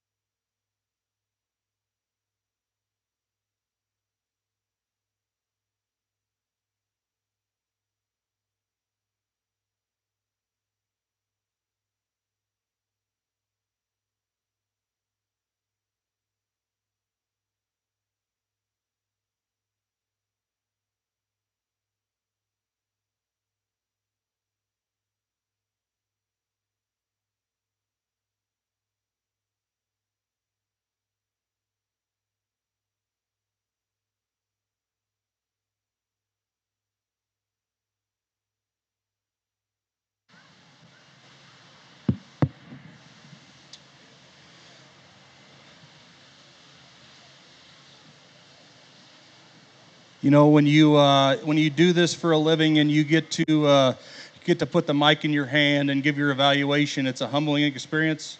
It's something that I know I don't take lightly, and I know that Justin doesn't as well. And it's been fun to sort along a peer and a guy that I've looked up to for a long time in terms of an evaluator of livestock.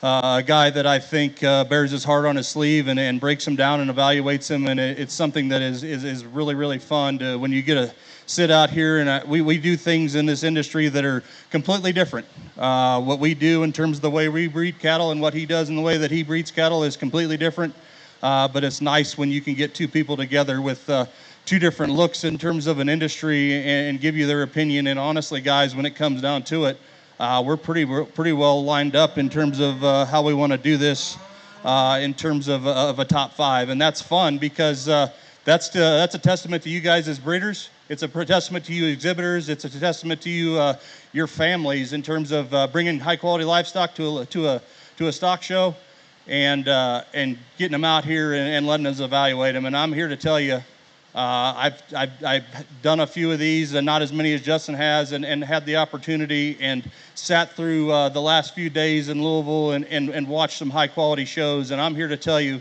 your numbers aren't as high as what maybe some of them are down there. Don't hang your heads, guys. Your quality's high. The top end of this thing will make a lot of breeders and a lot of evaluators in this country very, very proud to stand out here and tell you that this is our opinion, and this is how we line them up. So with that being said, after I give a couple thank yous, I'll hand it back off to Justin. But first and foremost, thank you to the show for having us. It's been a blast to be able to come out here and do this.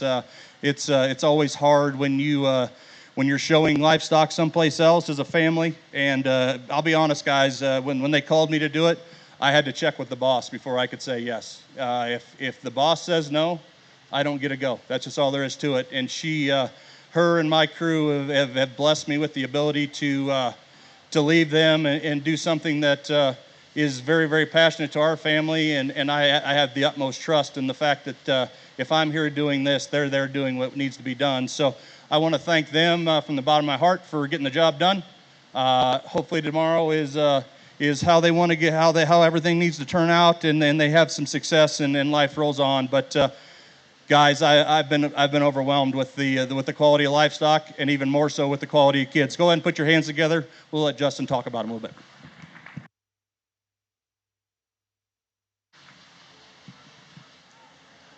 Well, first and foremost, I'd like to thank the Cheyenne Livestock Expo for asking Duncan and I to come out here and to do this. And I'm going to go ahead and reiterate what he said. I mean, that's one of the truly great livestock families in this business, is him and his. And they raise and they sell and they show some of the very best breeding cattle that you can find anywhere in America. And their success is absolutely deserved, and they've done an outstanding job. And Dunk's somebody that I'd call a good friend, and he's somebody that I value and trust his opinion of, and it's rare when you can find people that you're not only willing and able to judge ringside with, but also that we're so unanimous in the way that maybe we like this. And so again, for that, I'm going to run through a few thank yous. I've got the best family in the entire world, and I'm so thankful for that. They're at home taking care of stuff, and they're taking care of things. And my brother and my sister-in-law just welcomed the first grandchild into the world just yesterday. And so go ahead and give them a round of applause. My nephew's getting to watch me do this, and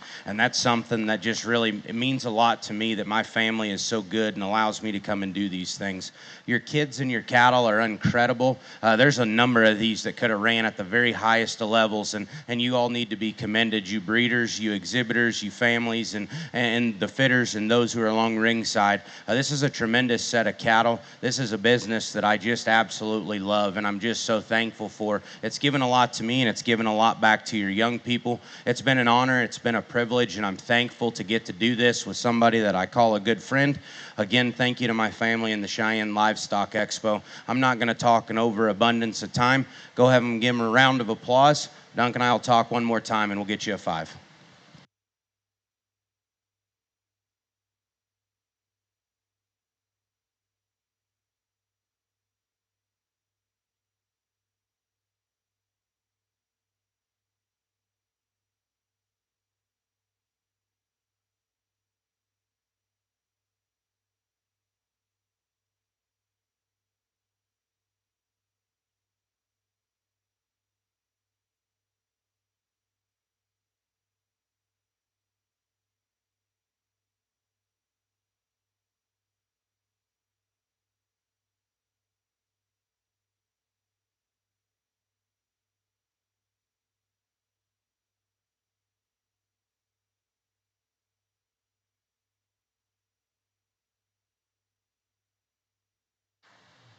Champion Supreme went to Briley Bennis with the Simmental champion.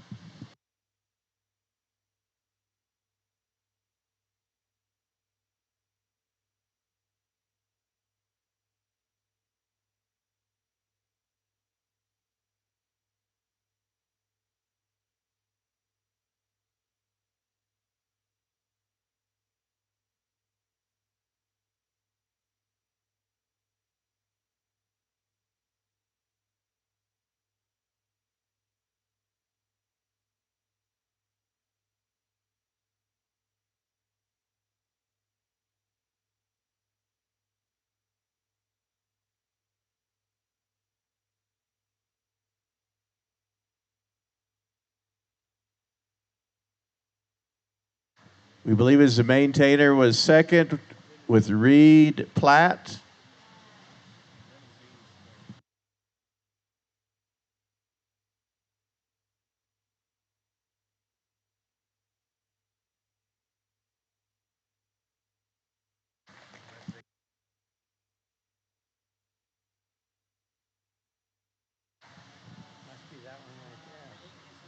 And we believe Molly McCurry was third with the Limousin.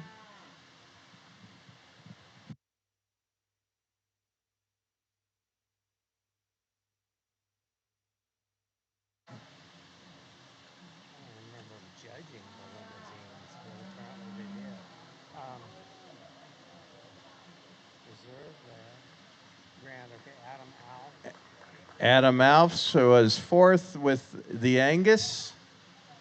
And then Main-Anjou was fifth.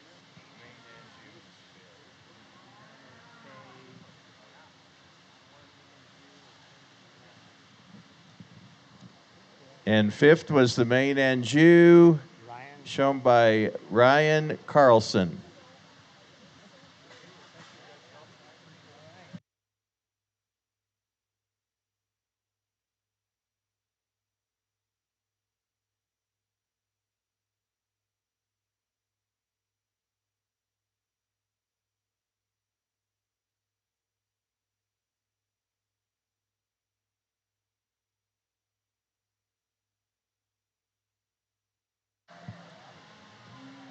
I want to thank our judges again for coming. Top 5, if you would like to get your checks today, just come visit me in the show office. You will have to fill out a W-9, so have your social security number and that kind of thing. But give me about 15 minutes or so. After you guys get done taking pictures, you can come get your checks.